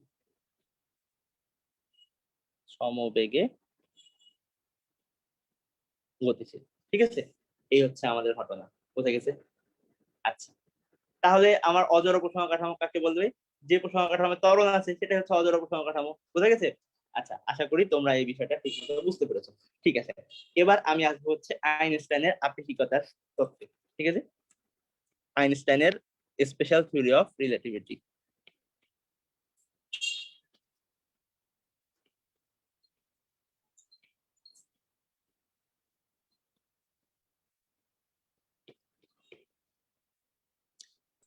স্পেশাল থিওরি, হ্যাঁ বলো। অজড় কাঠামোতে কাল্পনিক বল দ্বারা ত্বরণ ঘটে কেন? কাল্পনিক বলে উদাহরণ চাই। বুঝিনি প্রশ্নটা, আরেকবার বলো। অজড় কাঠামোতে কাল্পনিক বল দ্বারা ত্বরণ ঘটে কেন? মানে এটা কাল্পনিক বলে উদাহরণ চাচ্ছি। ও আচ্ছা, বুঝতে পেরেছি। না না না, এখানে কোনো কাল্পনিক বল দ্বারা ত্বরণ ঘটতেছে না। তোমরা হয়তো মনে করবা এই যে অজড় প্রসঙ্গ কাঠামো মানে হচ্ছে যেটাকে আমরা হচ্ছে এখানে ত্বরণ সৃষ্টি করলাম সেখানে আর কি বস্তুটা নড়ে গেল। তো এখানে কোনো কাল্পনিক বল অ্যাকচুয়ালি প্রযুক্ত হয়নি। আমি যে প্রসঙ্গ কাঠামোটা বিবেচনা করেছিলাম, প্রসঙ্গ কাঠামোতে ত্বরণ ছিল। তো প্রসঙ্গ কাঠামোতে ত্বরণ থাকার অর্থ কি? কোনো কিছুতে ত্বরণ থাকার অর্থই হচ্ছে এর উপর কোন একটা বল প্রযুক্ত হচ্ছে। তার মানে হচ্ছে কোনো কিছুর উপর যেখানে ত্বরণ আছে সেখানে নিট বলটা শূন্য না। যখন আমার নিট বলটা শূন্য হবে না প্রসঙ্গ কাঠামোর নিট বলটা যদি শূন্য না হয়, তাহলে প্রসঙ্গ কাঠামোর উপর যে প্রযুক্ত বলটা হবে সেই প্রযুক্ত বলের একটা উপাংশ বা কিছু একটা অংশ আমার এই বস্তুটার উপর প্রযুক্ত হবে। বোঝা গেছে? প্রসঙ্গ কাঠামোর উপর নিট বল শূন্য নয়, প্রসঙ্গ কাঠামোর উপর একটা বল প্রযুক্ত হচ্ছে, প্রযুক্ত বলের কিছু একটা অংশ বা প্রযুক্ত বলের একটা উপাংশ আমার এই বস্তুটার উপর প্রযুক্ত হচ্ছে, সেই জন্য বস্তুটা আর কি নড়াচড়া করতেছে। বোঝা গেছে? জড় প্রসঙ্গ আর অজড় প্রসঙ্গ কাঠামোর কনসেপ্টটা আনার দরকারটা কি? কনসেপ্টটা আনার দরকারটা হচ্ছে আমরা ফিজিক্সে যা কিছু পড়ি না কেন সবকিছু হচ্ছে আপেক্ষিক। আমরা এখন এই বস্তুটা, এই যে প্রসঙ্গ কাঠামোটা আছে, এই প্রসঙ্গ কাঠামোটার সাপেক্ষে আমাকে সবকিছু চিন্তা করতে হবে। তো এই প্রসঙ্গ কাঠামোটার যদি ত্বরণ থাকে তাহলে অলরেডি এই বস্তুটার উপর একটা বল প্রযুক্ত হচ্ছে। তাহলে আমি সেখানে বলতে পারি না যে ওই বস্তুটার উপর কোনো বল নাই। ঠিক আছে, আর যদি প্রসঙ্গ কাঠামোটা জড় হয় মানে এর উপর কোনো ত্বরণ না থাকে, তখন বলতে পারি যে বস্তুর উপর কোনো বল নাই বা স্থির প্রসঙ্গ কাঠামো। সেই প্রসঙ্গ কাঠামোতে আমরা হচ্ছে তখন বস্তুটাকে স্থির বিবেচনা করতে পারি। স্থিতি আর গতি এই দুইটাই হচ্ছে আপেক্ষিক, সেই জন্যই মূলত এই সমস্যাগুলো হয়। আশা করি বুঝতে পেরেছো। যদি বুঝতে না পারো তাহলে কমেন্ট করে রেখো। আর তুমি একটু খেয়াল করো যে কোনো কমেন্ট আসতেছে কিনা। কমেন্ট আসলে আমি ইনশাল্লাহ উত্তর দেওয়ার চেষ্টা করবো। আচ্ছা, ঠিক আছে, তাহলে আমরা পড়ি হচ্ছে, হ্যাঁ বলো। ক্লিয়ার কিছু বলছিলা? ক্লিয়ার। আচ্ছা আচ্ছা, ঠিক আছে। হ্যাঁ, তো এখন হচ্ছে যে স্পেশাল থিওরি অফ রিলেটিভিটি। আইনস্টাইনের দুইটা থিওরি আছে, একটা হচ্ছে জেনারেল, একটা হচ্ছে স্পেশাল। ঠিক আছে, তো জেনারেলটা আমাদের সিলেবাসে নাই, ইভেন হচ্ছে আমরা পড়াশোনা করতেছি আমাদের সিলেবাসেও নাই। জেনারেলটা অনেক কঠিন বিষয়, ওটা সিলেবাস ছিল সম্ভবত, পড়াইছি আমরা পড়িনি বা ইস্যু করছি কিছু একটা ঘটনা। ঠিক আছে, তো জেনারেলটা নাই, স্পেশাল থিওরি অফ রিলেটিভিটি এটা তোমাদের সিলেবাসে আছে।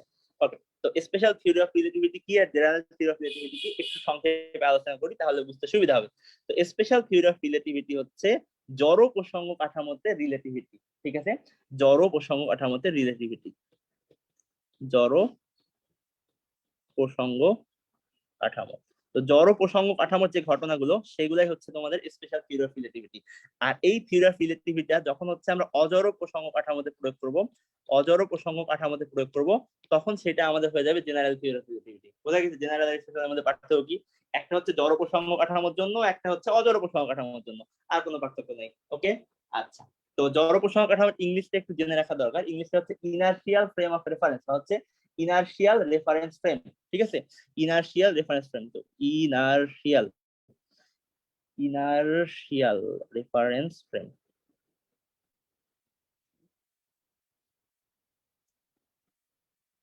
ইনার্শিয়াল রেফারেন্স ফ্রেম, এটা হচ্ছে জড় প্রসঙ্গ কাঠামো। আচ্ছা, ঘটনা হচ্ছে যে ইংলিশ পড়তে হবে। তোমরা হচ্ছে প্রতিটা টার্ম পড়ার সাথে সাথে ইংলিশ টার্মটা পড়ে নিবা। কারণ হচ্ছে যে ম্যাক্সিমামই তো তোমরা সম্ভবত আইওটি তে পরীক্ষা দিবা, ঠিক আছে?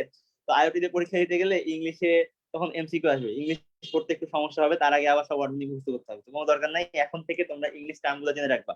আরো সুবিধা হচ্ছে তোমরা যখন ভার্সিটিতে উঠবা তখন তো তোমাদের সবাইকে ইংলিশ পড়তেই হবে। তো এখন থেকে ইংলিশ টার্মগুলো জেনে রাখলে পরে আর সমস্যা হবে না। আচ্ছা, তো স্পেশাল থিওরি অফ রিলেটিভিটি, তো স্পেশাল থিওরি অফ রিলেটিভিটি তো এক ধরনের থিওরি, তাই না? তো তোমরা নিশ্চয়ই ফার্স্ট পেপারে ফার্স্ট চ্যাপ্টার পড়েছো। ফার্স্ট চ্যাপ্টারে থিওরি কাকে বলে সেটা ছিল। আচ্ছা, যদি স্কিপ করেও থাকো তাহলে ঘটনা হচ্ছে যে থিওরি কিভাবে গঠিত হয়। থিওরি হচ্ছে যে কয়েকটা বিবৃতিকে আমাকে অ্যাবসলিউট ধরে নিতে হয়, যে এই বিবৃতিগুলো ঠিক। ঠিক আছে, মনে করো যে দুইটা বিবৃতি ঠিক ধরে নিলাম। এখন এই বিবৃতিগুলোর উপর বেস করে আমি এই থিওরিটা দিব। এই বিবৃতিগুলো যদি সত্য প্রমাণিত হয় তাহলে আমার থিওরিটা হয়ে যাবে সূত্র, আর যদি মিথ্যা প্রমাণিত হয় তাহলে আমার থিওরিটা পরিত্যক্ত হবে। যেমন ডারউইনের থিওরিটা পরিত্যক্ত হয়েছে, জানি যে সবাই প্রচার করতেছে যে এটা পরিত্যক্ত না, ইত্যাদি ইত্যাদি ইত্যাদি, বাট এটা অনেক আগে পরিত্যক্ত হয়েছে। ওটা নিও ডারউইনিজম পরিত্যক্ত হয়েছে, আরো পরিত্যক্ত হয়েছে। কারণ কি? কারণ তিনি যে 4টা স্বীকার্য ধরে নিয়েছিলেন সেগুলো আর কি ভুল প্রমাণিত হয়। তো এনিওয়ে আমাদের প্রশ্ন ওইদিকে না। তো আইনস্টাইন যে স্বীকার্যের উপর বেস করে থিওরিটা দিয়েছিলেন সেগুলো আর কি পরবর্তীতে সত্য প্রমাণিত হয়। সেই জন্য আইনস্টাইনের তত্ত্বটা এখন হচ্ছে সূত্রে পরিণত হয়েছে।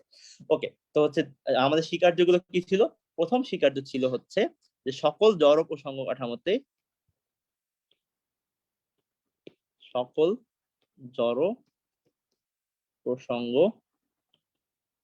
কাঠামোতে পদার্থ বিজ্ঞানের সূত্রগুলো একই, বিজ্ঞানের সূত্রগুলো একই। ঠিক আছে, সকল জড় প্রসঙ্গ কাঠামোতে পদার্থবিজ্ঞানের সূত্রগুলো একই। আমরা যে নিউটনের 4টা গতি সূত্র পড়েছি, আমি সকল জড় প্রসঙ্গ কাঠামোতে এই সূত্রগুলো ইউজ করতে পারবো। আর সেকেন্ডটা কি? সেকেন্ডটা ছিল হচ্ছে সকল জড় প্রসঙ্গ কাঠামোতে, সকল জড়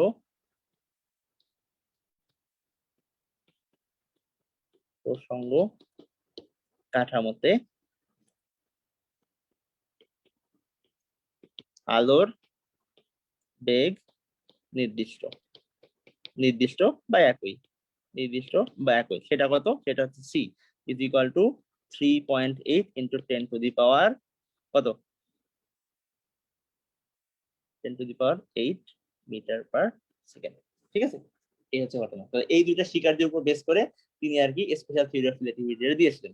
ওকে, ঠিক আছে। তো প্রথম সূত্রটা আর কি তিনি যে সময় দিয়েছিলেন সেই সময় প্রমাণিত ছিল যে সকল জড় প্রসঙ্গ কাঠামোতে পদার্থবিজ্ঞানের সূত্রগুলো একই।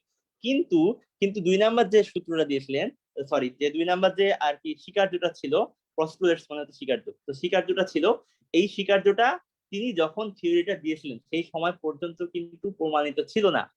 তিনি যখন থিওরি দিয়েছিলেন স্পেশাল থিওরি অফ রিলেটিভিটি, তখন কিন্তু এই প্রসঙ্গ কাঠামোর এই যে 2 নাম্বার স্বীকার্য এটা কিন্তু প্রমাণিত ছিল না। পরবর্তীতে মাইকেলসন মর্লি সেটা হচ্ছে প্রমাণ করেন। তো যাই হোক, মাইকেলসন মর্লি যে পরীক্ষাটা করে সেই পরীক্ষাটা কিভাবে করা হয়েছে সেটা আমরা দেখবো না, কিন্তু পরীক্ষার মূলনীতিটা আমরা একটু দেখবো, তাহলে ব্যাপারগুলো তোমার কাছে ক্লিয়ার হবে। কারণ মাইকেলসন মর্লির এই পরীক্ষাটা বোঝা উচিত। আমার মনে হয় যে এই যে মডার্ন ফিজিক্স পড়বে তার এই ব্যাপারটা একটু বোঝা উচিত, জিনিসটা কিন্তু খুব কঠিন না। ঠিক আছে, হ্যাঁ। তো ঘটনাটা হচ্ছে, এবার তাহলে আমরা দেখি হচ্ছে মাইকেলসন মর্লির পরীক্ষা। ভাইয়া, বলো। ইরফান ভাই এসে বলছে যে ফিজিক্স কাকে বলে। হ্যাঁ, ইরফান ভাই আইসা বললো ফিজিক্স কাকে বলে। ফিজিক্স কাকে বলে? জি ভাই, ইরফান ভাই প্রশ্ন করছে। আচ্ছা, আচ্ছা, আমি উত্তরটা পরে দিচ্ছি, এই মুহূর্তে আমার মাথায় ঠিক আসতেছে না কিভাবে সংজ্ঞাটা দিব। আচ্ছা, এনিওয়ে, তো দেখো মাইকেলসন মর্লির পরীক্ষা। তো মাইকেলসন মর্লি তারা যেটা প্রমাণ করার চেষ্টা করেন তারা আর কি আলোর বেগ নির্ণয় করার চেষ্টা করেন, ঠিক আলোর বেগ না, তারা যেটা চেষ্টা করার নির্ণয়ের চেষ্টা করতেছিলেন যে ইথারের অস্তিত্ব আছে কিনা, ইথারের অস্তিত্ব আছে কিনা, ইথারের অস্তিত্ব আছে কিনা সেটাই মূলত তারা প্রমাণ করার চেষ্টা করেন, বুঝছো?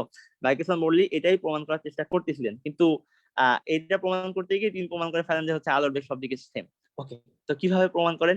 ঘটনাটা হচ্ছে যে বিজ্ঞানীরা মানে বিজ্ঞানী নিউটন উনি মনে করতেন যে মহাশূন্য যেটা আছে, মহাশূন্য আসলে শূন্য না, মহাশূন্যে ইথার নামক পদার্থ আছে, মহাশূন্য শূন্য না, মহাশূন্য ইথার নামক পদার্থ দিয়ে ভরা, বা আমরা হচ্ছে পুরা যত রকমের বস্তু আছে সবগুলো বস্তু হচ্ছে শূন্যস্থানে ইথার আছে, ইথারের সাগরে নিমজ্জিত। তো ইথার কি? ইথার হচ্ছে যে ঘন, আহ, অত্যন্ত বেশি ঘনত্বের, মানে হচ্ছে অত্যন্ত ঘন একটা পদার্থ, স্থিতিস্থাপক পদার্থ, ঠিক আছে, ঘন স্থিতিস্থাপক পদার্থ, উচ্চ ঘনত্বের স্থিতিস্থাপক স্থিতিস্থাপক পদার্থ, ঠিক আছে, উচ্চ ঘনত্বের স্থিতিস্থাপক পদার্থ, এটা ছিল হচ্ছে আমাদের ইথার। তো ধারণা করা হলো যে ইথার মহাশূন্যের শূন্য স্থানে থাকে। তো এটা ধারণা করার উদ্দেশ্য কি ছিল? এটার উদ্দেশ্য ছিল যদি ইথার মহাশূন্যে থাকে তাহলে ইথারকে আমরা স্থির ধরতে পারি, ইথারকে স্থির ধরে ইথারের সাপেক্ষে কোন একটা বস্তুর পরম গতি বা পরম স্থিতি নির্ণয় করতে পারি, পরম গতি বা পরম স্থিতি নির্ণয় করতে পারি, পরম স্থিতি নির্ণয় করতে পারি, ঠিক আছে। এইটা ছিল আমাদের হচ্ছে ইথারের ধারণার অবতারণার কারণ, বিজ্ঞানী নিউটন এটা মনে করতেন। এখন ঘটনা হচ্ছে যদি আমরা হচ্ছে যে ইথারের কল্পনা করি, তো ইথারের মধ্য দিয়ে মনে করো যে এটা একটা ইথারের নদী, মনে করো যে এক মিনিট, এটা একটা আমার ইথারের নদী, ঠিক আছে, ইথারের নদী। তো ইথারের নদীতে যদি হচ্ছে একটা নৌকা, ইথারের নদীতে যদি হচ্ছে একটা নৌকা এরকম করে চলে, যদি নৌকা চলে, তাহলে কি ঘটনা ঘটবে? এখন দুই রকমের ঘটনা ঘটতে পারে। কিরকম ঘটনা? এই নৌকাটা চলছে নৌকার মতো, ইথার এখানকার ইথার এখানে আছে, এখানকার ইথার এখানে আছে, মানে নৌকা চলতেছে কিন্তু নৌকার সাথে সাথে ইথার যাচ্ছে না। আরেকটা কিরকম হতে পারে যে নৌকা চলছে এবং নৌকার সাথে সাথে ইথার হচ্ছে গতিশীল, নৌকার সাথে সাথে ইথার হচ্ছে গতিশীল, তাই না? যে কোনো দুইটার মধ্যে একটা হতে পারে। কিন্তু যদি নৌকার সাথে সাথে ইথারকে গতিশীল ধরে নেওয়া হয়, গতিশীল ধরে নেওয়া হয়, তাহলে তো নৌকার সাপেক্ষে ইথারের বেগটা থাকবে হচ্ছে জিরো, নিউটনের সাপেক্ষে ইথারের সাপেক্ষে নৌকার বেগ থাকবে হচ্ছে জিরো। তার মানে ইথারকে ব্যবহার করে আমরা পরম গতি বা পরম স্থিতি নির্ণয় করতে পারবো না। আবার কিরকম সমস্যা? ইথারকে যদি কোনো পদার্থের সঙ্গে গতিশীল ধরে নেওয়া হয়, যদি পদার্থের সঙ্গে গতিশীল ধরে নেওয়া হয়, তাহলে তাহলে বিভিন্ন রকম পর্যবেক্ষণ, মানে বিজ্ঞানীরা যা পর্যবেক্ষণ করেছিলেন আগে, সেই পর্যবেক্ষণ গুলোর সঙ্গে মিলে না, পর্যবেক্ষণ গুলো। আর যদি ইথারের অস্তিত্বকে ধরে নেওয়া হয় এইভাবে যে ইথার বস্তুর সঙ্গে গতিশীল, তাহলে ওই যে পৃথিবীর চারদিকে সূর্য ঘোরে, না সরি, সূর্যের চারদিকে পৃথিবী ঘোরে, এই বিষয়গুলো আসলে এরকম হওয়ার কথা ছিল না যদি ইথার আর কি বস্তুর সঙ্গে গতিশীল হইতো। সেজন্য ধরে নেওয়া হলো যে ইথার আসলে বস্তুদের সঙ্গে গতিশীল না, ইথার হচ্ছে স্থির, ইথার হচ্ছে স্থির, ইথার হচ্ছে স্থির, আর হচ্ছে বস্তু তার মধ্যে দিয়ে গতিশীল হয়। এখন ব্যাপারটা হচ্ছে এরকম, দেখো এটা আমাদের মনে করো পৃথিবী, এটা মনে করো আমাদের পৃথিবী, ঠিক আছে, এটা হচ্ছে আমাদের পৃথিবী। তো পৃথিবী তো হচ্ছে আমাদের পূর্ব থেকে পশ্চিম দিকে ঘুরতেছে নাকি? ভুল বললাম, পশ্চিম থেকে পূর্ব দিকে ঘুরতেছে, পশ্চিম থেকে পূর্ব দিকে আমাদের পৃথিবী হচ্ছে ঘুরছে, ঠিক আছে। হ্যাঁ, তো দেখো আমরা যখন মোটরসাইকেল চালাই বা সাইকেল চালাই বা যে কোনো কারণে গতিশীল হই, তখন আমরা কি হয়, আমাদের আমরা যদি এদিকে গতিশীল হই তাহলে আমার মনে হয় না যে বাতাস এদিকে গতিশীল, আমরা এদিকে গতিশীল হচ্ছি আর আমাদের বাতাস হচ্ছে এদিকে গতিশীল হচ্ছে, সরি, আমরা আর হচ্ছে বাতাস, বাতাস হচ্ছে তার বিপরীত দিকে গতিশীল হচ্ছে, এরকম মনে হয় না? তার মানে আমরা যখন হচ্ছে যে কোনো মাধ্যমের মধ্যে দিয়ে গতিশীল হই তখন আমাদের কাছে মনে হয় যে মাধ্যমটা বিপরীত দিকে গতিশীল হচ্ছে, মাধ্যমটা বিপরীত দিকে গতিশীল হচ্ছে। ঠিক তেমনি যদি মহাশূন্যে ইথার থাকে তাহলে পৃথিবী যদি পশ্চিম থেকে পূর্ব দিকে গতিশীল হয়, তাহলে ইথারও হচ্ছে পূর্ব থেকে পশ্চিম দিকে একটা গতি লাভ করবে, এটা হচ্ছে আমাদের ইথারের গতি। ইথার হচ্ছে পৃথিবীর সাপেক্ষে ইথারের গতি হবে পূর্ব থেকে পশ্চিম দিকে, আর ইথারের সাপেক্ষে পৃথিবীর গতি হবে পশ্চিম থেকে পূর্ব দিকে, ঠিক আছে। এই হচ্ছে ঘটনা। আচ্ছা, এখন যদি এরকম ঘটনা ঘটে, তাহলে একটু চিন্তা করে বলো যে আমরা আলো, আলো তো হচ্ছে তাহলে ইথারের মধ্যে দিয়ে পাস করে, আলো ইথারের মধ্যে দিয়ে পাস করে, যেহেতু মাধ্যমের মধ্যে দিয়ে আলো পাস করতেছে, তাহলে আলো যদি পশ্চিম থেকে পূর্ব দিকে যায়, আলো যদি পশ্চিম থেকে পূর্ব দিকে যায়, তার বেগটা একরকম হবে না? তার বেগটা একরকম হবে। আচ্ছা, এই এখানে আরো একটা ব্যাপার আছে, যাই হোক আমরা একটু পরে আসতেছি ওই ব্যাপারটাতে। তো ঘটনা হচ্ছে যে আলো যদি পশ্চিম থেকে পূর্ব দিকে একবার নির্দিষ্ট উচ্চতার দূরত্ব গেল, তারপর পুনরায় পূর্ব থেকে আবার পশ্চিমে ফিরে আসলো, মানে যেখান থেকে গেছিল সেখানেই ফিরে আসলো, তাহলে ব্যাপারটা কিরকম হবে? ইথারের অনুকূলে আর ইথারের প্রতিকূলে, ঠিক আছে? মনে করো যে হচ্ছে যে নদী আর নৌকার কথা চিন্তা করো, একটা হচ্ছে নদী আর একটা হচ্ছে নৌকা। নদী আর নৌকার কথা তোমরা এখন একটু চিন্তা করো, যে নদী আর নৌকা।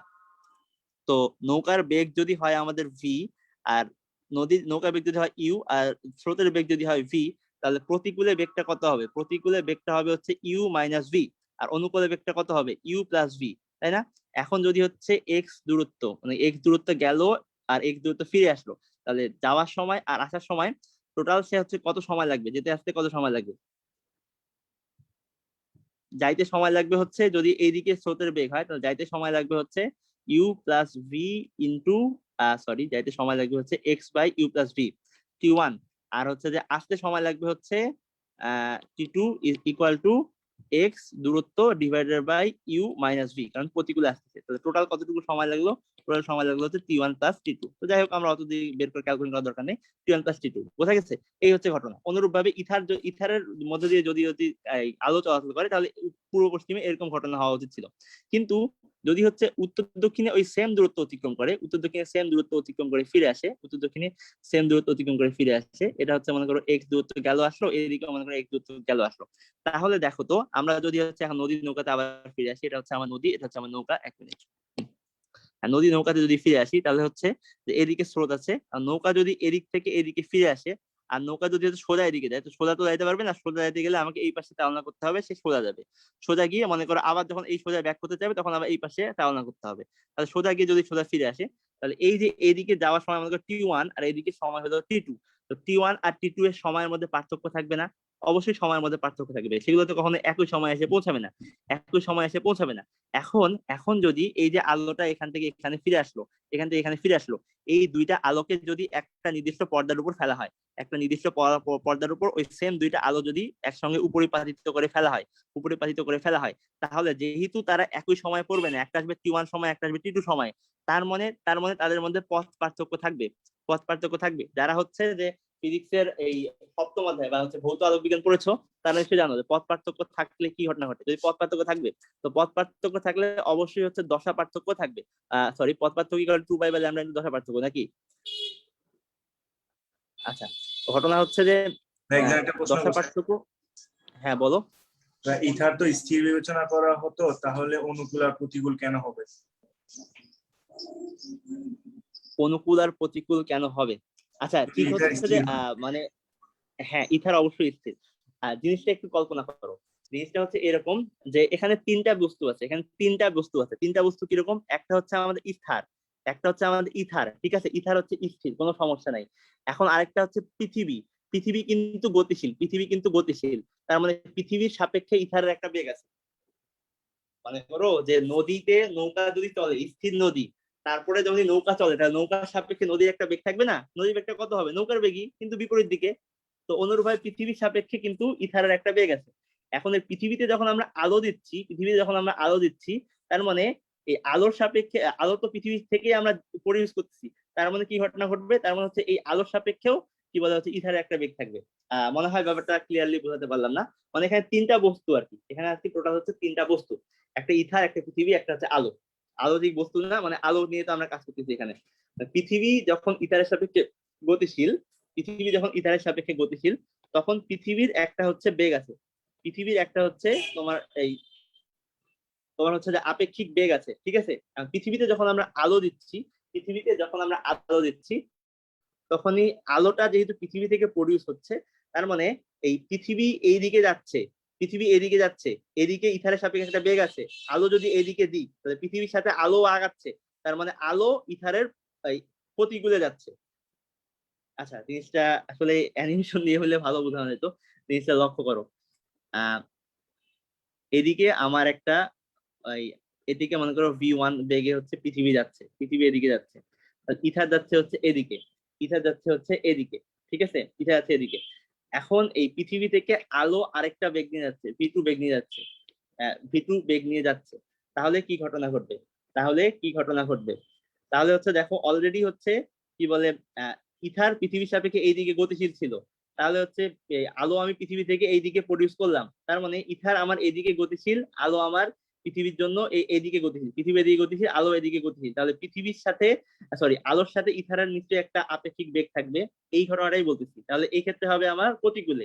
কিন্তু আলো যদি আমি এইদিকে যখন দিব, তখন দেখো পৃথিবীর সাপেক্ষে ইথারের বেগ এদিকে, আলোর বেগটা আমার এদিকে। তো পৃথিবীর সাপেক্ষে ইথারের বেগও এদিকে, পৃথিবীর সাপেক্ষে আলোর বেগও এদিকে। পৃথিবীর সাপেক্ষে যদি আমি কল্পনা করি তাহলে কি হবে, পৃথিবীর সাপেক্ষে যদি আমি দুইটাকেই লক্ষ্য করি তাহলে আমি কি দেখবো, যে আলো আর হচ্ছে ইথার একই দিকে গতিশীল, আলো আর ইথার একই দিকে গতিশীল, বা আলো আর ইথার অনুকূলে গতিশীল। নিশ্চয়ই ক্লিয়ার হয়েছে? একটু জি দেখো তো। বুঝতে পারছি। জি ভাইয়া। হ্যাঁ, এখানে সমস্যাটা আসলে তিনটা বস্তু বলে এই ঘটনাটা এরকম হচ্ছে। আচ্ছা, এনিওয়ে,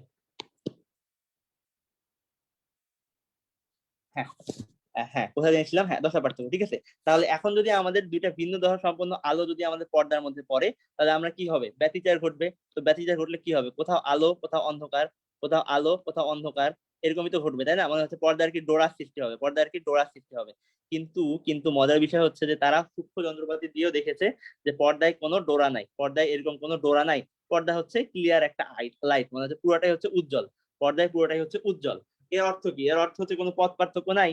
পথ পার্থক্য নাই মানে কি, পথ পার্থক্য নাই মানে হচ্ছে আমার উত্তর দক্ষিণে যাইতে, সরি পূর্ব পশ্চিমে যাইতে যে সময়টা লেগেছে, আমার উত্তর দক্ষিণে গিয়ে সেম জায়গায় ফিরে আসতে আমার সেম সময়টাই লেগেছে। বোঝা গেছে?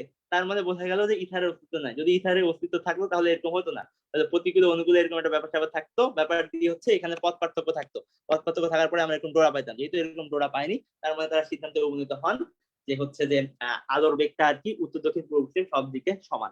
বুঝা গেছে? এই হচ্ছে আমাদের ঘটনা, মাইকেলসন মর্লির পরীক্ষার এই এই হচ্ছে ফলাফল। তো তার কিভাবে কি করেছে, কিভাবে কি ইনস্ট্রুমেন্ট ছিল, কয়টা কাজ ছিল, কয়টা কি ছিল, এগুলো আমার জানার দরকার নেই। জাস্ট হচ্ছে এটা হচ্ছে বেসিক, এই জিনিসটা বুঝলেই তোমাদের হবে, ঠিক আছে? আচ্ছা, তো এটা যদি বুঝতে পারো তাহলে এবার আমরা যাব হচ্ছে তোমাদের গ্যালিলিয়ান রূপান্তরে আর হচ্ছে লরেন্জ রূপান্তরে। আচ্ছা, তো একটু কমেন্ট দেখো তো, কেউ কি কিছু বলছে? না ভাই ঠিক আছে।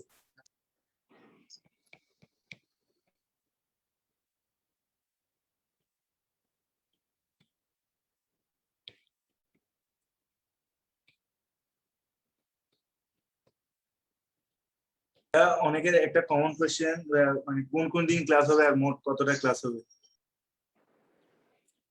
আচ্ছা, আমি জেনারেলি তোমাদের হচ্ছে রবি মঙ্গল বৃহস্পতি আর শুক্র এই 4 দিন ক্লাস নিব।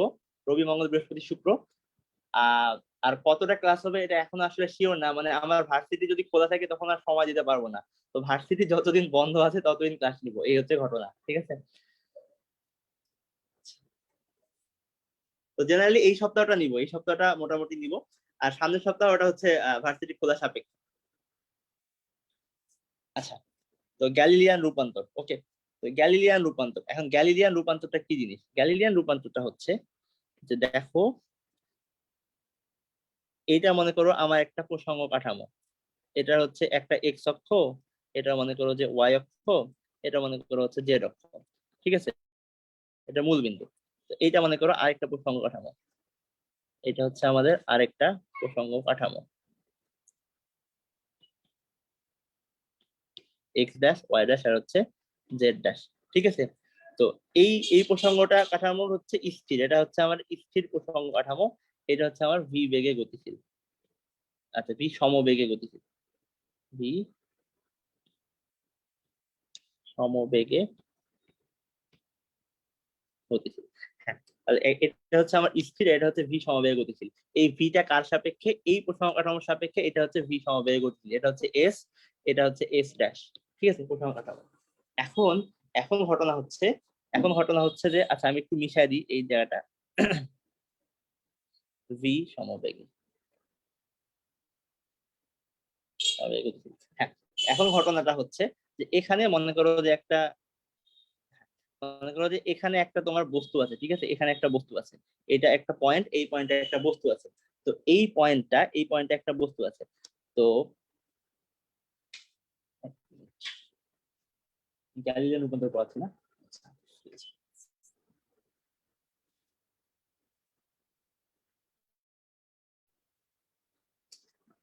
এই বস্তুটার এই বস্তুটার তোমার হচ্ছে যে এই যে অজড় এই যে গতিশীল প্রসঙ্গ কাঠামো, তো গতিশীল প্রসঙ্গ কাঠামোর সাপেক্ষে এর অবস্থান যদি হয়, x1 dash comma x2 dash comma sorry x1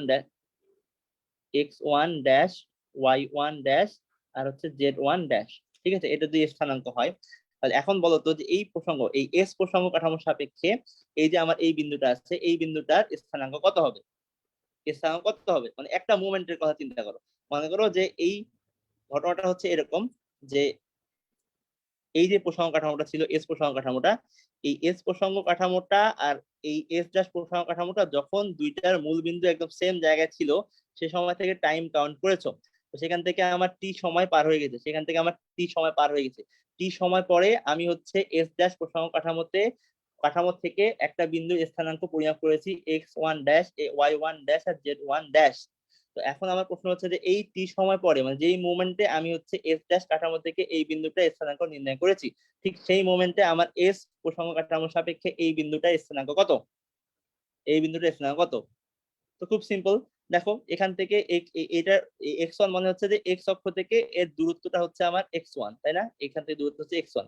তো আরেকটা বিষয় বলে রাখি, সেটা হচ্ছে যে আমাদের এই যে প্রসঙ্গ কাঠামোটা, এই যে আমার প্রসঙ্গ কাঠামোটা, এই প্রসঙ্গ কাঠামোটা হচ্ছে আমার এক্স অক্ষ বরাবর গতিশীল, এক্স অক্ষ বরাবর গতিশীল। আচ্ছা, এটা এভাবে দিলে মনে হয় তোমাদের বুঝতে সুবিধা হবে, এটাকে এদিকে না দিয়ে এইভাবে দিই, এই হ্যাঁ এই এটা হচ্ছে এক্স অক্ষটাকে এইভাবে দিই, তাহলে তোমাদের বুঝতে সুবিধা হবে। এই হ্যাঁ ঠিক আছে, এই তো এটা হচ্ছে আমার এক্স ড্যাশ, এটা হচ্ছে আমার এক্স, হ্যাঁ এক্স এক্স অক্ষ বরাবর গতিশীল। ঠিক আছে, তাহলে আমার এখান থেকে এই এক্স অক্ষ, তাহলে আমার এক্স ড্যাশ মানে কি? এক্স ড্যাশ মানে হচ্ছে আমার এই মূল বিন্দু থেকে এক্স অক্ষ বরাবর ডিসটেন্স, তার মানে আমার এই ডিসটেন্সটা হচ্ছে আমার x1 ড্যাশ, তাই না? এই ডিসটেন্সটা হচ্ছে x1 ড্যাশ। তাহলে আমি যদি হচ্ছে যে এই এই এই এই প্রসঙ্গ কাঠামোর সাপেক্ষে এই বিন্দুটা স্থানাঙ্ক নির্ণয় করতে চাই, তাহলে আমাকে এই অক্ষ থেকে আমার হচ্ছে এই ডিসটেন্সটা নিতে হবে, এই ডিসটেন্সটা আমার মেজার করতে হবে, তাই না? ডিসটেন্সটা মেজার করতে হবে।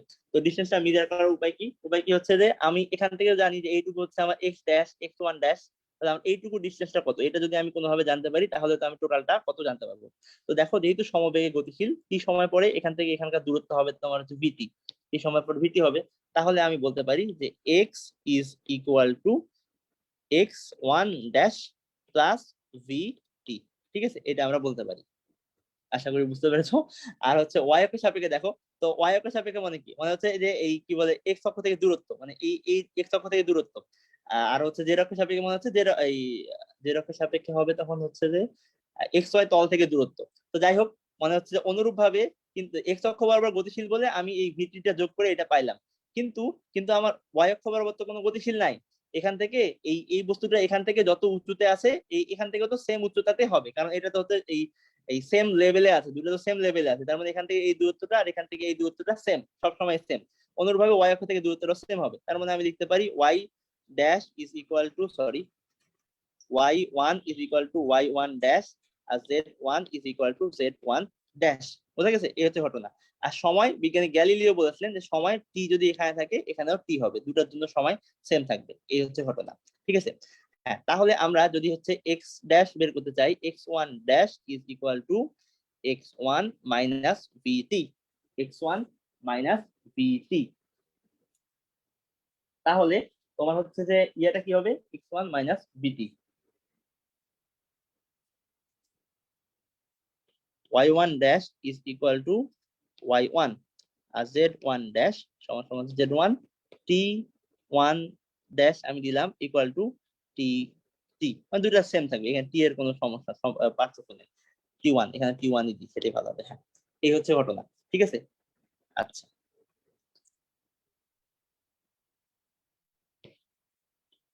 হ্যাঁ, এই হচ্ছে ঘটনা। এই যে রূপান্তরটা করলাম আমরা হচ্ছে যে একটা গতিশীল প্রসঙ্গ কাঠামোর স্থানাঙ্ক গুলোকে স্থির প্রসঙ্গ কাঠামোর স্থানাঙ্কের মাধ্যমে প্রকাশ করলাম, গতিশীল প্রসঙ্গ কাঠামোর এই স্থানাঙ্ককে স্থির প্রসঙ্গ কাঠামোর স্থানাঙ্কের সাপেক্ষে প্রকাশ করলাম। এই বিষয়টাকেই বলা হচ্ছে তোমার গ্যালিলিয়ান রূপান্তর, এটাকে বলা হচ্ছে তোমার গ্যালিলিয়ান রূপান্তর। ঠিক আছে, এটাই হচ্ছে আমার গ্যালিলিয়ান রূপান্তর, গ্যালিলিয়ান রূপান্তর। আচ্ছা, আমাদের যেটা এখানে ভুল হয় সেটা হচ্ছে যে কোনটা গ্যালিলিয়ান রূপান্তর আর কোনটা হচ্ছে উল্টা রূপান্তর। ঠিক আছে, তো যখন হচ্ছে আমরা এই গতিশীল প্রসঙ্গ কাঠামোটার স্থানাঙ্ককে স্থির প্রসঙ্গ কাঠামোর স্থানাঙ্কের মাধ্যমে প্রকাশ করব তখন সেটা হবে গ্যালিলিয়ান রূপান্তর।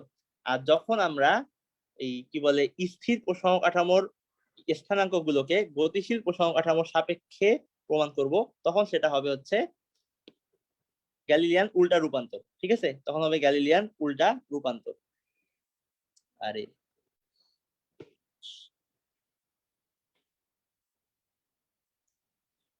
হ্যাঁ, ঠিক আছে, এই হচ্ছে ঘটনা।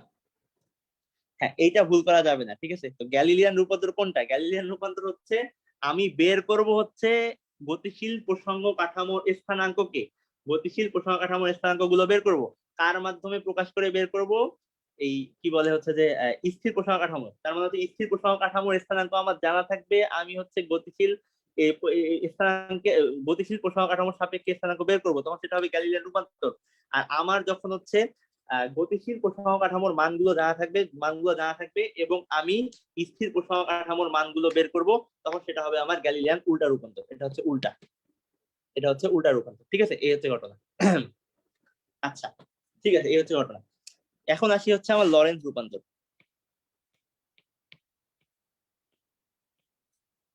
আচ্ছা, এখান থেকে আরো কয়েকটা জিনিস দেখানো উচিত, আরো কয়েকটা জিনিস আসলে দেখানো উচিত। সেটা হচ্ছে যে আমি একটু বই দেখিনি যে এগুলো তোমার সিলেবাসে আছে কিনা।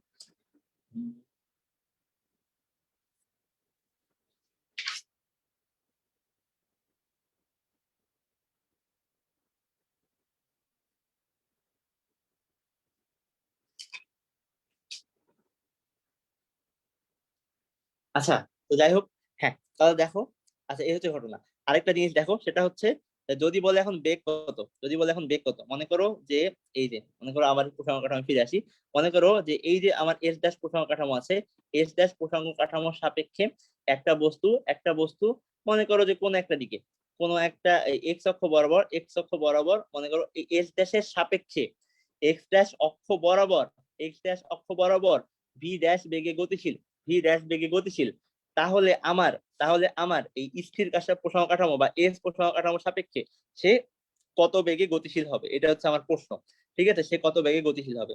তো খুব সিম্পল অ্যান্সার, খুব সিম্পল অ্যান্সার। কিভাবে অ্যান্সার? আমরা জানি হচ্ছে V is equal two DDT of x, DDT of x, তাই না?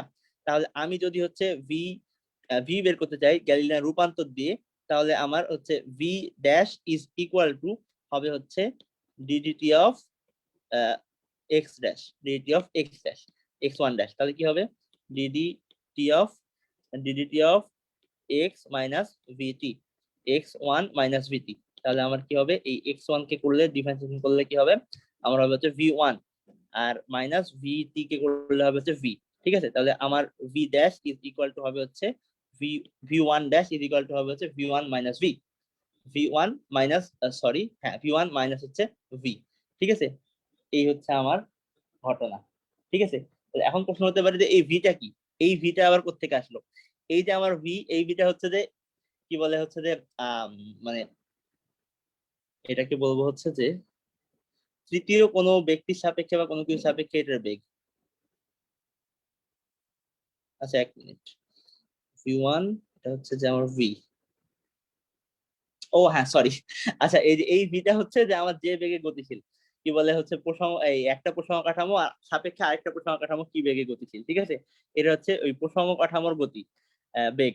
আর এইটা হচ্ছে আমার কি বলে এই স্থির প্রসঙ্গ কাঠামোর সাপেক্ষে কোন বস্তু যে বেগে যাচ্ছে। আর এটা হচ্ছে আমার গতিশীল প্রসঙ্গ কাঠামোর সাপেক্ষে ওই বস্তুটাকে কত বেগে যেতে দেখবে, সেটা হচ্ছে ঘটনা। আচ্ছা, ঠিক আছে, এবার আমরা পড়ি হচ্ছে লরেন্স রূপান্তর। এখান থেকে কিন্তু ম্যাথ আছে, আমি তোমাদেরকে দেখাবো, লরেন্স রূপান্তর শেষ করে দেখাবো।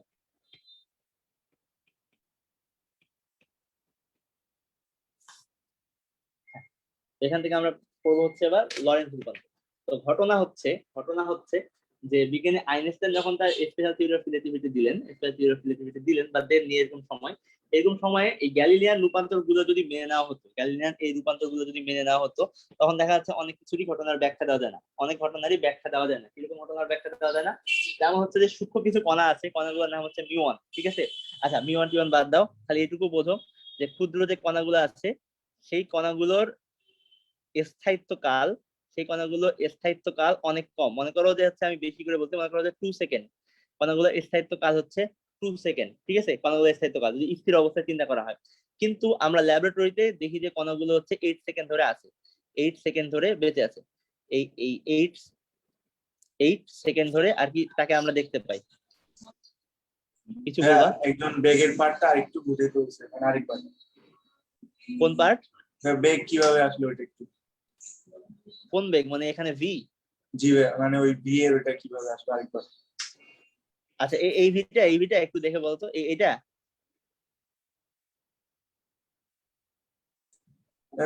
বেগের শুরু থেকে ভাইয়া, বুঝিনি।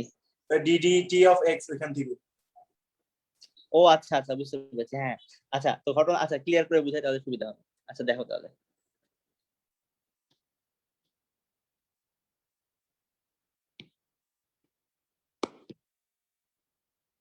হুম,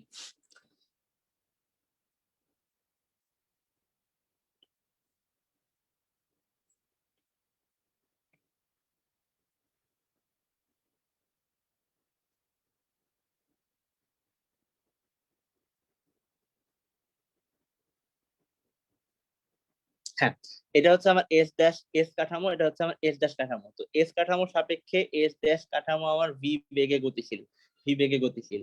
এখন ঘটনা হচ্ছে আমার এখানে আরেকটা বস্তু আছে, এখানে আরেকটা বস্তু আছে।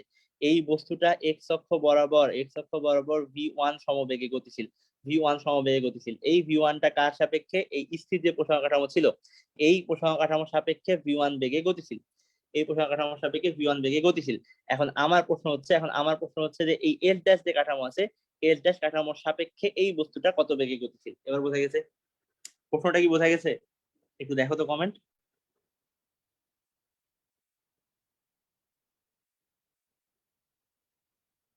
জি ভাইয়া। হ্যাঁ, কত বেগে গতিশীল? তাহলে আমরা জানি কি, আমরা জানি হচ্ছে V is equal two DDT of x, DDT of x, এটা আমরা জানি কিনা? তাহলে আমি যদি হচ্ছে এস ড্যাশ প্রসারণ কাঠামোর সাপেক্ষে বের করতে চাই, তাহলে আমার কি বের করতে হবে? আমার বের করতে হবে V one dash is equal two DDT of x one dash. X one dash কি? এক্স ওয়ান ড্যাশ হচ্ছে যে এই প্রসারণ কাঠামোর সাপেক্ষে এক্স অক্ষ বরাবর তার স্থানাঙ্ক, এই প্রসারণ কাঠামোর সাপেক্ষে এক্স অক্ষ বরাবর তার স্থানাঙ্ক বা সরণ, এটা হচ্ছে আমার এক্স ওয়ান ড্যাশ দ্বারা প্রকাশ করতে হবে। কিন্তু আমরা একটু আগে গ্যালিলিয়ান রূপান্তর থেকে দেখলাম x one dash is equal to, x one dash is equal to x minus v t, x minus v t, তাই না? আমরা কি বলছিলাম যে x minus v t, x one dash equal to. তাহলে এখানে এই ভিটা কি? এই ভিটা হচ্ছে এই ভি, মানে হচ্ছে কি বলে প্রসঙ্গ কাঠামো দ্বয় পরস্পরের সাপেক্ষে যে বেগে গতিশীল, সেই ভিটা হচ্ছে আমার এই ভি। ঠিক আছে, ওকে, এটা আমরা আশা করি বুঝতে পেরেছো। হ্যাঁ, তাহলে আমরা এখান থেকে কি লিখতে পারি? তাহলে আমরা এখান থেকে লিখতে পারি d d t of x minus v t, x minus v t. তাহলে আমরা এখান থেকে পাই, এটাকে যদি ডিফারেন্সিয়েশন করি, আচ্ছা ভেঙে লিখি যেহেতু সব ব্যাচ আসছে এখানে, এক্স মাইনাস ডিডিটি অফ ভিটি, এটা ইকুয়াল টু কি আসবে? এইটা ইকুয়াল টু আমরা যেটা পাবো সেটা হচ্ছে, এখান থেকে আমরা কি পাবো দেখো তো, এখান থেকে আমরা বেগ পাবো না, বেগ পাবো না, এটা আমরা বস্তুর বেগ পাবো। বস্তুর বেগ কোন অক্ষের সাপেক্ষে বস্তুর বেগ পাবো? আমরা হচ্ছে এস ড্যাশ, এস ড্যাশ প্রসারণ কাঠামোর সাপেক্ষে, এস ড্যাশ প্রসারণ কাঠামোর সাপেক্ষে বস্তুর বেগটা পাবো। তো বস্তুর বেগটা কত ছিল এস ড্যাশ প্রসারণ কাঠামোর সাপেক্ষে? V one. তাহলে আমরা এখানে বসাই দেবো হচ্ছে ভি ওয়ান মাইনাস, এখানে এটা ডিফারেন্সিয়েশন করলে কি হবে? ভি। তাহলে আমার হচ্ছে V one dash is equal two V minus V one, V one minus V. এই হচ্ছে ঘটনা। তো আশা করি বুঝতে পেরেছো। হ্যাঁ, একটু কমেন্ট করে দেখো তো বুঝতে পেরেছো না কোনো জায়গায় সমস্যা আছে।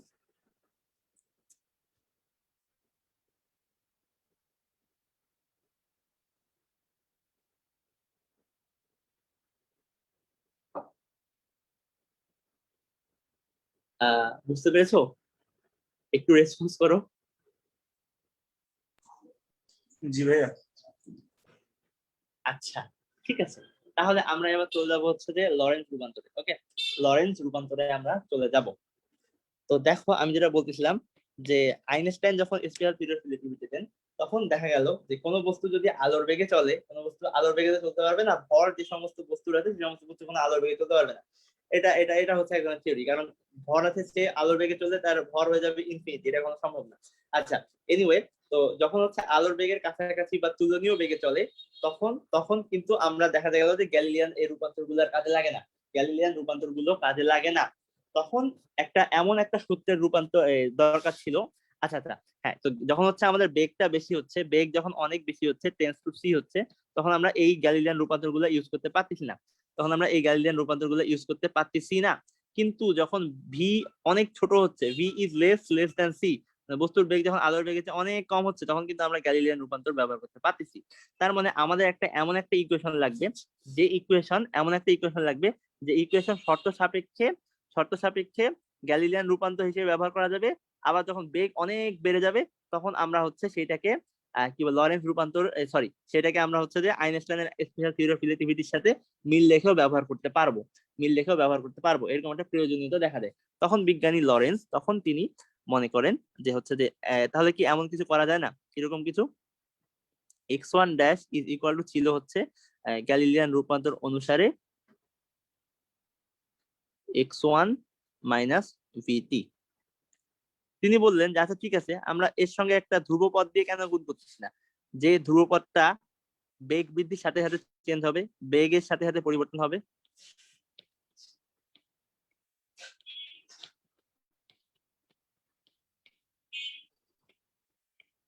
এমন একটা কে কেন ব্যবহার করতেছি না ধ্রুবক, এটা হচ্ছে বেগের সাথে সাথে পরিবর্তন হবে।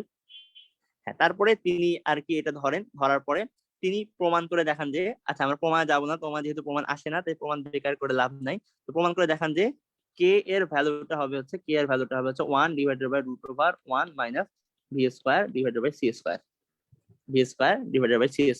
তো তিনি কে এর মানটা এখানে বসাই দেন, x dash minus VT divided by root over 1 minus V square divided by C square. তিনি এই মানটা বসায় দিয়ে এরকম একটা সূত্র নিয়ে আসেন, ঠিক আছে। তারপরে তিনি যে এই কে দিয়ে গুণ করে যে সূত্রগুলো নিয়ে আসেন সেটাকে বলতেছি আমরা হচ্ছে লরেন্জ রূপান্তর। তো দেখো আমাদের কি বলে অবজেক্টিভ গুলো অ্যাচিভ হয়েছে কিনা। আমাদের অবজেক্টিভ ছিল হচ্ছে ভি যখন হচ্ছে লেস দ্যান সি হবে তখন আমাদের এই গ্যালিলিয়ান রূপান্তরের মতো আচরণ করবে। গ্যালিলিয়ান রূপান্তর একটু কোথায় করলাম, এই গ্যালিলিয়ান রূপান্তর, হ্যাঁ এই গ্যালিলিয়ান রূপান্তরের মতো আচরণ করবে।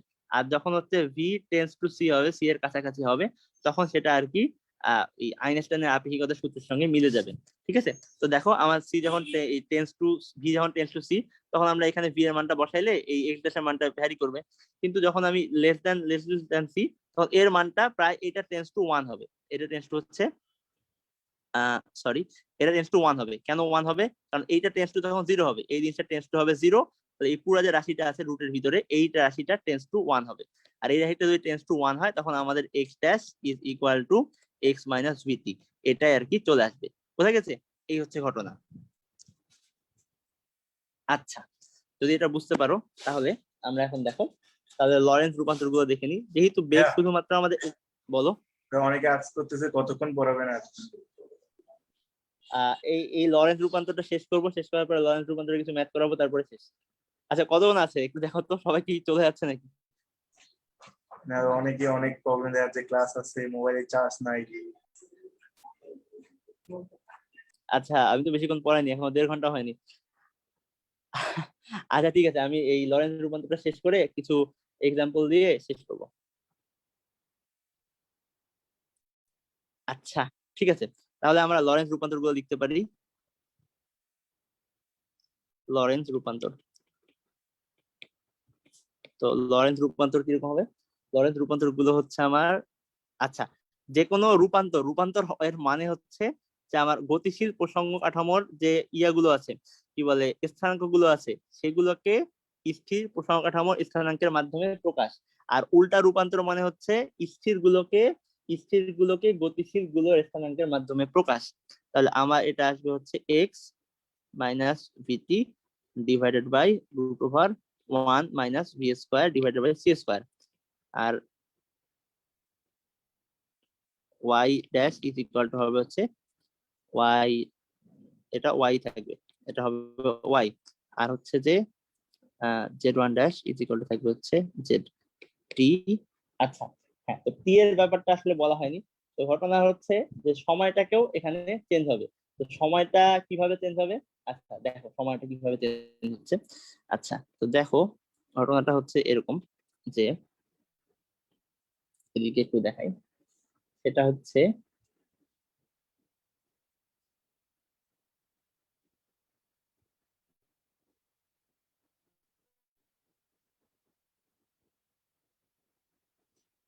যখন আলোর বেগে গতিশীল হবে তখন হচ্ছে যে আমরা পাইছিলাম হচ্ছে যে x dash is equal to x minus vt divided by over 1 minus v square by c square। তো এখানে x dash এর জায়গায় আমরা লিখতে পারি c t dash। তো t ড্যাশটা কি? t ড্যাশটা আচ্ছা এখন আমাদের কি ঘটনা ঘটতেছে? এখন ঘটনা আমাদের ঘটতেছে যে দুইটা প্রসঙ্গ কাঠামো আলোর বেগের কাছাকাছি বেগে গতিশীল। দুইটা প্রসঙ্গ কাঠামো পরস্পর সাপেক্ষে আলোর বেগের কাছাকাছি বেগে গতিশীল। তো সেক্ষেত্রে আমাদের টি ড্যাশ হচ্ছে গতিশীল প্রসঙ্গ কাঠামোর সময়, আর টি হচ্ছে আমার স্থির প্রসঙ্গ কাঠামোর সময়। ঠিক আছে, তাহলে আমরা এখান থেকে লিখতে পারি C T dash is equal to লিখতে পারি CT minus V x divided by C. কিভাবে? যদি আমাদের সি বেগে চলে তাহলে X is equal to CT লিখতে পারি, তাহলে টি ইজ ইকুয়াল টু কি লিখতে পারি এক্স বাই সি। এখান থেকে আর কি ওখানে লিখলাম, হ্যাঁ, divided by root over 1 minus V square by C square. তো এখান থেকে ফাইনালি লিখতে পারি t dash is equal to t minus V x divided by C square divided by root over 1 minus V square by C square. এই হচ্ছে ঘটনা। তাহলে আমরা লিখতে পারি t dash is equal to t minus V x by C square divided by root over 1 minus V square divided by C square. এই হচ্ছে ঘটনা। তাহলে এগুলো হচ্ছে আমার লরেন্স রূপান্তর। লরেন্সের উল্টা রূপান্তর কি হবে? উল্টা রূপান্তর খুব সহজ জিনিস। উল্টা রূপান্তর দেখো, উল্টা রূপান্তর যেগুলো হচ্ছে উল্টা রূপান্তর গুলো হবে আমার, উল্টা রূপান্তর আগেই বলেছি যে আমার স্থির গুলোকে গতিশীলের মাধ্যমে প্রকাশ করতে হবে। স্থির গুলো গতিশীলের মাধ্যমে কিভাবে প্রকাশ করবো? এখানে হবে হচ্ছে এক্স। আচ্ছা আচ্ছা একটা জিনিস, হ্যাঁ, x dash plus V T dash. এই টি ড্যাশটা কি? টি ড্যাশ হচ্ছে টি সরি কি বলে গতিশীল প্রসঙ্গ কাঠামোর সময় p square by C square. তাহলে y is equal to y dash, z is equal to z dash, আর আমাদের t is equal to t dash plus vx by C square divided by root over 1 minus V square by C square. এই হচ্ছে ঘটনা। তো এখন আমার প্রশ্ন হচ্ছে যে আমরা এইগুলা কোথায় ব্যবহার করব? এগুলো আমরা হচ্ছে কোথায় ব্যবহার করব, এটা হচ্ছে আমার প্রশ্ন। এগুলো আমরা কোথায় ব্যবহার করব? তো এগুলার আসলে ব্যবহার আছে। এগুলো কি কি ব্যবহার আমরা একটু দেখি যে এগুলো থেকে আমরা কি অ্যাকচুয়ালি অ্যাচিভ করলাম। ঠিক আছে, তো এগুলো থেকে আমরা ব্যবহার এটা বুঝতে পারি যে আচ্ছা মনে করো যে স্থির প্রসঙ্গ, আচ্ছা এই একটু দেখো তো ছেলেপেলে কি আছে না চলে গেছে সবাই? আছে ভাই মোটামুটি। আচ্ছা ঠিক আছে, তো মনে করো যে স্থির প্রসঙ্গ কাঠামো এটা হচ্ছে গতিশীল প্রসঙ্গ কাঠামো।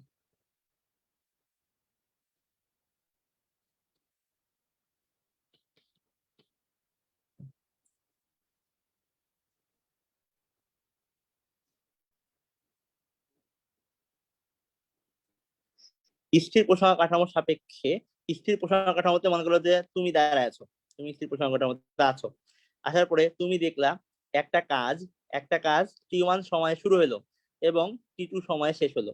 টি1 সময়ে শুরু হলো, টি2 সময়ে শেষ হলো। ঠিক আছে, এখন আরেকজন বসে আছে হচ্ছে যে এক্স ড্যাশ এই এস ড্যাশ কাঠামো মানে গতিশীল কাঠামোয়। তো এখন প্রশ্ন হচ্ছে যে এই যে ইয়াতে আছে যে হচ্ছে স্থির সাপেক্ষে দেখতেছে, সে দেখলো হচ্ছে ডেলটি সময় ধরে সে কাজটা ঘটলো। এখন এই যে আছে সে কতক্ষণ ধরে ঘটতে দেখবে? সেও কি হচ্ছে ডেলটি সময় ধরে ঘটতে দেখবে? এটি হচ্ছে আমার প্রশ্ন। তো ঘটনা হচ্ছে না, সে ডেলটি সময় ধরে ঘটতে দেখবে না।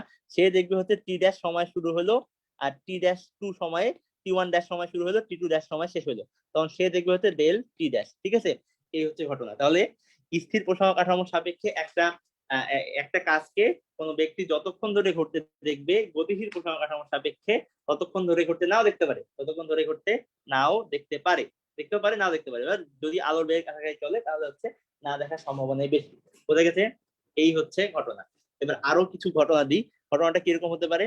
মনে করো যে স্থির প্রসঙ্গ কাঠামোতে একটা মনে করো এখান থেকে এখানকার দূরত্ব মনে করো এটা হচ্ছে স্থানাঙ্ক x1, এটা মনে করো x2, দূরত্ব কত? ডেল x, তাই না? অনুরূপ ভাবে যদি হচ্ছে গতিশীল প্রসঙ্গ কাঠামো থেকে সে যদি দেখতে চায় যে এখান থেকে এখানে দূরত্ব কত, সে কিন্তু x1 আর x দেখবে না, সে দেখবে হচ্ছে x1 ড্যাশ আর হচ্ছে x2 ড্যাশ, সে দেখবে হচ্ছে x ডেল x ড্যাশ। ঠিক আছে, এই হচ্ছে ঘটনা। তো এখান থেকে দেখতে পাই যে আমরা যে একটা স্থির প্রসঙ্গ কাঠামোর সাপেক্ষে যদি একটা বস্তুর দূরত্ব যদি একরকম হয়, গতিশীল প্রসঙ্গ কাঠামোর সাপেক্ষে সেই দূরত্বটা ভিন্ন রকম হবে, সময়টাও আর কি চেঞ্জ হবে। তো এখান থেকে কিছু ম্যাথ আছে। আচ্ছা, আজকে কি আমি ম্যাথ করাবো না সামনের দিন করাবো? দেখি ভাই ওরা কি বলে। আচ্ছা দেখো,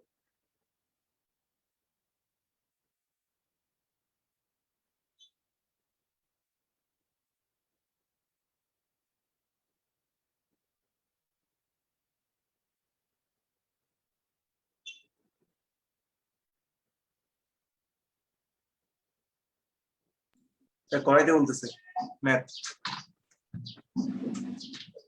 আচ্ছা ঠিক আছে।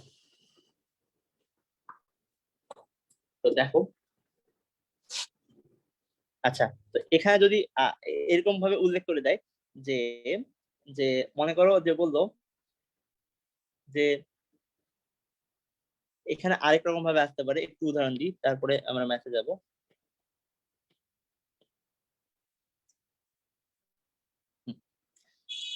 তো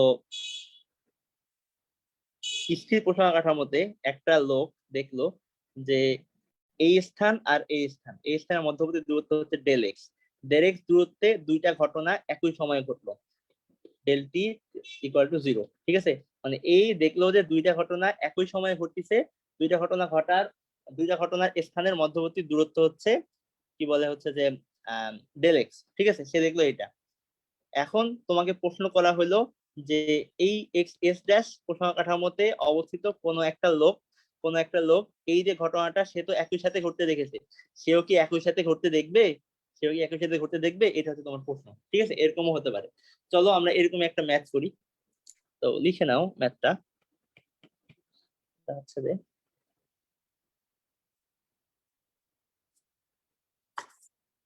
গতিশীল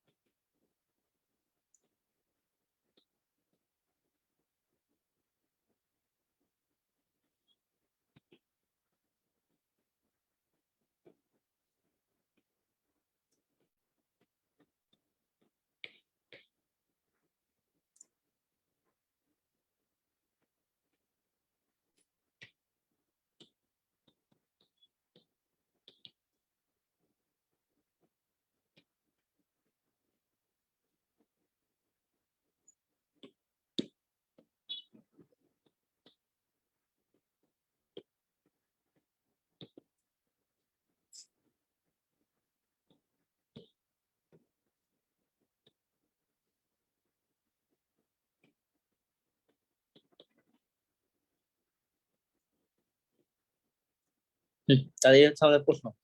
প্রশ্ন কি? গতিশীল এস ড্যাশ কাঠামোতে একই সময়ে সংঘটিত দুটি ঘটনার মধ্যবর্তী দূরত্ব হচ্ছে যে 10 মিটার। স্থির কাঠামোর একজন সময় ব্যবধান কত মাপবে? তার মানে আমার কি দেওয়া আছে এখানে?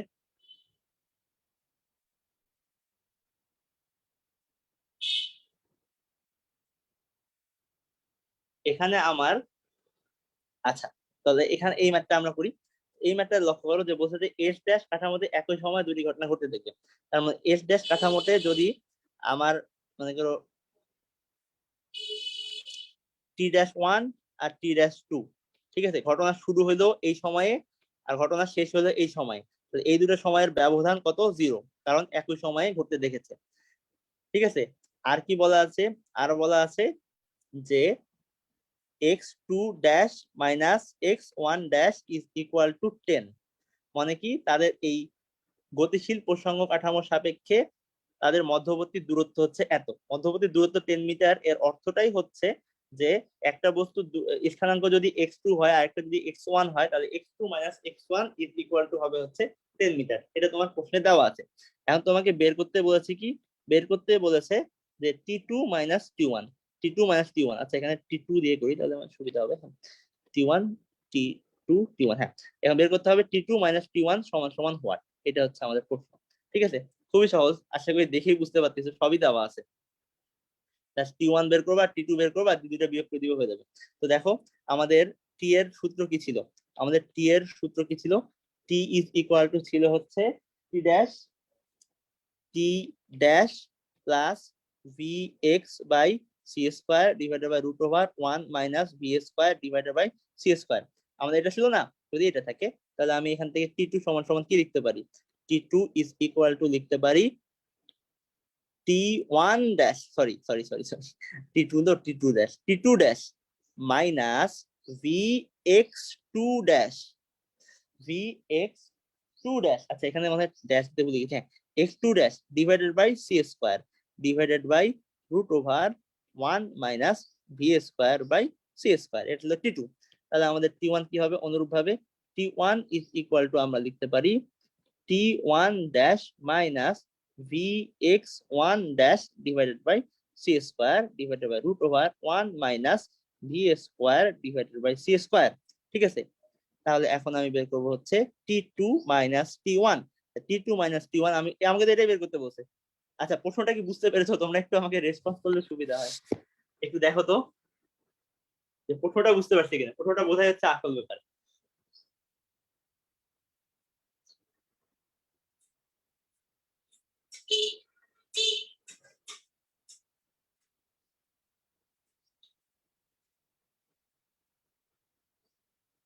আচ্ছা, কোনো কি হ্যাঁ, বুঝতে রেসপন্স পারছি। পেয়েছো?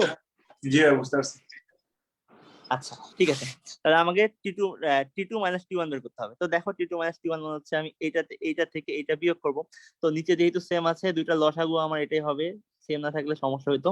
V square by C square, লসাগু যদি এটা হয় তাহলে আমি বিয়োগ করবো এখন হচ্ছে টি টু ড্যাশ সরি কি লিখতেছি, টি2 ড্যাশ মাইনাস টি1 ড্যাশ, আমি জাস্ট সাজায় গোছায় লিখতেছি, ওকে। আচ্ছা, টি2 ড্যাশ টি1 ড্যাশ আমি মাইনাস করবো টি1, তার মানে টি1 এর এটা হয়ে যাবে প্লাস, সরি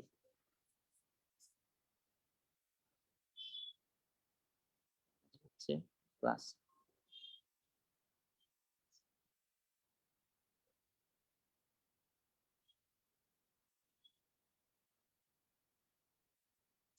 প্লাস আমি টি2 মাইনাস টি1 এখান থেকে এটা বিয়োগ করতেছি, তাহলে এটা থেকে এটা বিয়োগ হলো এন্ড এটা থেকে এটা বিয়োগ হবে, ওকে, মাইনাস এটা থেকে প্লাস এটা, plus V by C square ব্র্যাকেটে হচ্ছে x one dash minus x two dash, তাই না? এই হচ্ছে আমার ঘটনা। ঠিক আছে, এরকমই তো হচ্ছে, তাই না? আচ্ছা, বিয়োগটা ভুল হলে দেখিও, আমি একবারে করলাম তো মনে হয়, ঠিক আছে। টি2 মাইনাস টি1 লসাগু নিলাম, টি2 মাইনাস টি1, তার মানে এটা প্লাস হয়ে গেল, প্লাস এটা মাইনাস, হ্যাঁ ঠিক আছে। হ্যাঁ, এই হচ্ছে ঘটনা। তো দেখো তোমাদের সবই জানা আছে। তো টি2 ড্যাশ এটার মান কত, এটার মান হচ্ছে 0 plus V by C square, এটার ভ্যালু কত 10। আচ্ছা, তোমরা বলতে পারো যে -10 হবে, আসলে হচ্ছে দূরত্ব তো, তো ডিস্টেন্সটা হচ্ছে পার্থক্যটাই এখানে মেইন কথা, এখানে হচ্ছে প্লাস মাইনাস এটা ম্যাটার না, ওকে। আচ্ছা, পার্থক্যটা নিয়ে এখানে করাটাই বেটার হবে। আচ্ছা, ঠিক আছে, তো এটা দিলাম, দেওয়ার পরে হচ্ছে যে root over 1 minus V square by C square. তাহলে আমার অ্যান্সারটা কিরকম হবে, অ্যান্সারটা হবে হচ্ছে এরকম, V 10v by C square divided by root over 1 minus V square by C square. আচ্ছা, এটা ক্যালকুলেটরে করে দেখতে হবে যে কত আসে। এক মিনিট আমি একটু করে দেখি।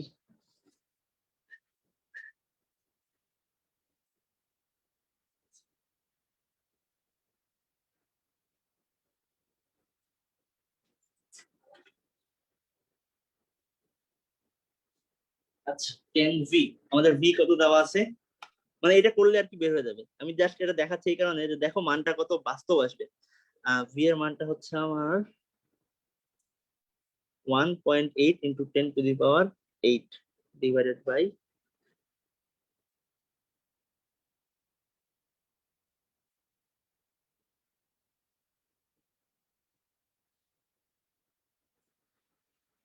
3 into 10 to the power 8 whole square, হ্যাঁ, into 10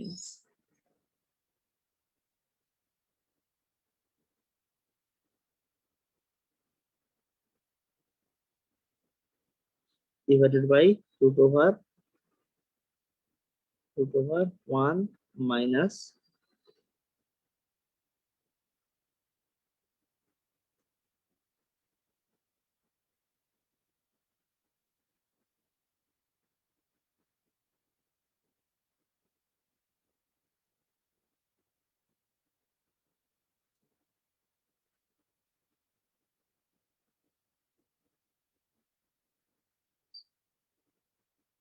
আচ্ছা, হ্যাঁ, তো রেজাল্ট আসতেছে আমার হচ্ছে 25 ন্যানোমিটার,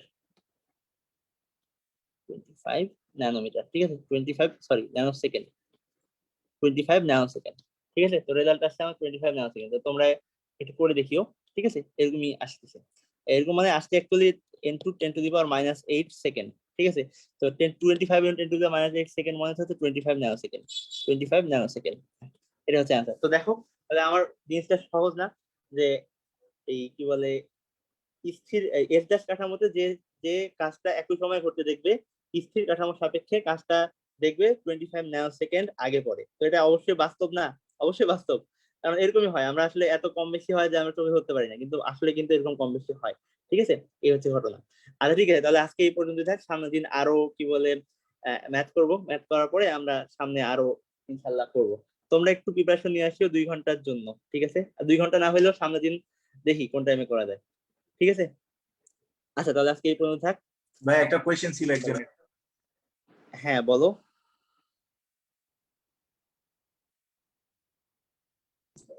একজন বললো আলোর বেগ পর্যবেক্ষকের আপেক্ষিক বেগের উপর নির্ভরশীল করে না কেন? আরেকবার বলো। আলোর বেগ পর্যবেক্ষকের আপেক্ষিক বেগের উপর নির্ভর করে না কেন? আলোর বেগ পর্যবেক্ষকের আপেক্ষিক বেগের উপর নির্ভর করে না কেন? হ্যাঁ, ঘটনা হচ্ছে যে এইটার রহস্য এখনো কেউ আবিষ্কার করতে পারেনি। জাস্ট হচ্ছে বিজ্ঞানীরা প্রমাণ করেছে যে আলোর বেগ নির্দিষ্ট, এটা সবার জন্য নির্দিষ্ট, এইটুকু প্রমাণ আছে। ইভেন তোমাদের এটাও বলে রাখি যে আরো একটা গুরুত্বপূর্ণ জিনিস যেটা এখনো আবিষ্কার হয়নি, সেটা হচ্ছে যে আলোর একমুখী বেগ কিন্তু এখনো আবিষ্কার হয়নি। এক মিনিট একটু দেখাই, আলোর একমুখী বেগ কিন্তু আবিষ্কার হয়নি। মনে হচ্ছে যে আলো, মনে করো আলোর বেগ কি করে পরিমাপ করতে হয়, যতগুলো আলোর বেগ পরিমাপ করেছে, কিভাবে পরিমাপ করেছে, আলো এখান থেকে এখানে গেছে, এখান থেকে আবার এখানে ফিরে আসছে, এই যাওয়া আসা মিলায় যদি হচ্ছে আলোর টি সময় লাগে, মধ্যবর্তী দূরত্ব যদি এক্স হয়, তাহলে ভি ইজ ইকুয়াল টু কত হবে, ভি ইজ ইকুয়াল টু হবে হচ্ছে 2x ডিভাইডেড বাই টি। এই সূত্র ব্যবহার করে আর কি আলোর বেগটা বের করেছে, ঠিক আছে। কিন্তু আলো তো এরকমও হতে পারে যে যাওয়ার সময় গেল 1 বেগে, আসার সময় আসলো 1 বেগে, এটা হতে পারে, কিন্তু এটা হওয়া অসম্ভব কিন্তু না। তো আলোর এইটাও কিন্তু এখন পর্যন্ত আবিষ্কার করতে পারেনি। মনে হচ্ছে যে কি বলে one way speed of light যেটাকে বলে, তোমরা একটু নেটে সার্চ দিয়ে এটা দেখতে পারবা যে one way speed of light, speed of light, ঠিক আছে। এই নিয়ে অনেক কিন্তু রিসার্চ পেপার আছে। রিসেন্টলি একজন দাবি করছিল যে পেরেছে, কিন্তু আসলে সেটাও দেখা গেছে যে ওয়ান ওয়েতে বের করতে পারেনি। তো মোট কথা হচ্ছে যে আলো কি সেটা কিন্তু এখনো আবিষ্কার হয়নি, বিজ্ঞানীরা জানতেও পারেনি এখনো। জানতে পারলে তো অনেক কিছুই হয়ে যেত। আলো একটা খুব গুরুত্বপূর্ণ জিনিস। আল্লাহ তাআলা জানেন যে কিভাবে আর কি সৃষ্টি করেছেন। আসলে অনেক কিছু বিজ্ঞানী এখন আবিষ্কার করতে পারেন, যেমন হচ্ছে কি বলে এই ডুয়ালিটি, ওয়েভ পার্টিকেল ডুয়ালিটি যেটাকে বলে, মানে বাংলা যেটাকে বলে হচ্ছে যে ওয়েভ পার্টিকেল ডুয়ালিটি, বাংলায় কি বলে, দ্বৈত সত্তা বলে না, যে হচ্ছে যে একটা করে বস্তুর ইয়াও থাকে, কি বলে, একটা হচ্ছে তরঙ্গ ধর্ম, একটা হচ্ছে কণা ধর্ম, তাই না? তো তরঙ্গ ধর্ম কণা ধর্ম এটা কিরকম একটা ইন্টারেস্টিং জিনিস, একটু দেখো। তো ঘটনাটা হচ্ছে যে মনে করো যে আলো, আমরা তো হচ্ছে ডাবল স্লিট এক্সপেরিমেন্ট বা দ্বিতীয় পরীক্ষা দেখেছি, তো কিরকম হয়, আলো এখান থেকে আসে, এখান থেকে আসে, এই তরঙ্গ আকারে আসে, এখানে আলো অন্ধকার, আলো অন্ধকার, আলো অন্ধকার, এরকম এরকম গঠিত হয়, ঠিক আছে। তো ঘটনা হচ্ছে যে বিজ্ঞানীরা ভেবেছিল প্রথমে যে যদি পরমাণু, ক্ষুদ্র ক্ষুদ্র পরমাণুকে এর মধ্যে দিয়ে দেওয়া হয়, পরমাণু হচ্ছে কণা, পরমাণু তো এরকম আচরণ করার কথা না, পরমাণু গেলে এখান থেকে পরমাণু গিয়ে সরাসরি এখানেই পড়বে, এখান থেকে গিয়ে এখানেই পড়বে, তাই না? এরকম হওয়া উচিত ছিল। কিন্তু যখন এটা কিন্তু হয় যখন হচ্ছে কেউ কোনো কিছু পর্যবেক্ষণ করতেছে না, দেখতেছে না, তখন এখানে আর এখানে শুধুমাত্র থাকে, এখানে আর এখানে দাগ পাওয়া যায়। কিন্তু যখনই কেউ পর্যবেক্ষণ করে তখন এটা ছড়ায় যায়, ছড়া গিয়ে আলো যেরকম আর কি ব্যতিচার গঠন করে, সেরকম পরমাণু, একদম পরমাণু, সলিড পরমাণু হচ্ছে তোমার এরকম ব্যতিচার গঠন করতেছে। এই থেকে প্রমাণ হয় যে তরঙ্গ ধর্ম আছে, কণা ধর্ম আছে, কিন্তু অ্যাকচুয়ালি কি জিনিস, অ্যাকচুয়ালি তরঙ্গ কি, অ্যাকচুয়ালি তরঙ্গ কি, এই কণা কি, বা এর রহস্যটা কি, এই রহস্যটা আল্লাহ ছাড়া এখনো কেউ জানেন না। ঠিক আছে, আল্লাহ আর কি একমাত্র ভালো মতো যে বলতে পারবেন এই ব্যাপারটা, এখনো আবিষ্কার হয়নি। তোমরা চেষ্টা করতে পারো এই মিস্ট্রিটা সলভ করা, মিস্ট্রিটা সলভ করলে কিন্তু অনেক কিছু হয়ে যাবে। ঠিক আছে, আমরা কি বলে ফেরেশতা, জিন, এই বিষয়গুলো নিয়ে যে কথাবার্তা বলি, এগুলা কিন্তু হাতের নাগালে চলে আসবে যদি আলোর এই ধর্মগুলোকে আমরা রিসার্চ করতে পারি। তো আলো আর কি রহস্যময় একটা জিনিস। আলো অ্যাকচুয়ালি তরঙ্গ, না আলো অ্যাকচুয়ালি কণা, না আলোর বেগ একমুখী বেগ আর দ্বিমুখী বেগ সমান, এই বিষয়গুলো কিন্তু এখনো ঠিক মতো আবিষ্কার হয়নি। এই হচ্ছে ঘটনা। ওকে, তোমরা একটু সার্চ দিয়ে দেখতে পারো, one way speed of light, why similar, এগুলা দিয়ে দেখতে পারবে যে এখনো কিন্তু এর রিসার্চ কমপ্লিট হয়নি। এই হচ্ছে অ্যান্সার। ওকে, আচ্ছা, আরো কোনো কোশ্চেন আছে? না ভাইয়া। আচ্ছা, তাহলে কি আমরা আজকে এখানেই বিদায় নিতে পারি নাকি? জি ভাইয়া। আচ্ছা ঠিক আছে, তোমরা সবাই ভালো থাকো, ইনশাল্লাহ আবার দেখা হবে। আসসালামু আলাইকুম।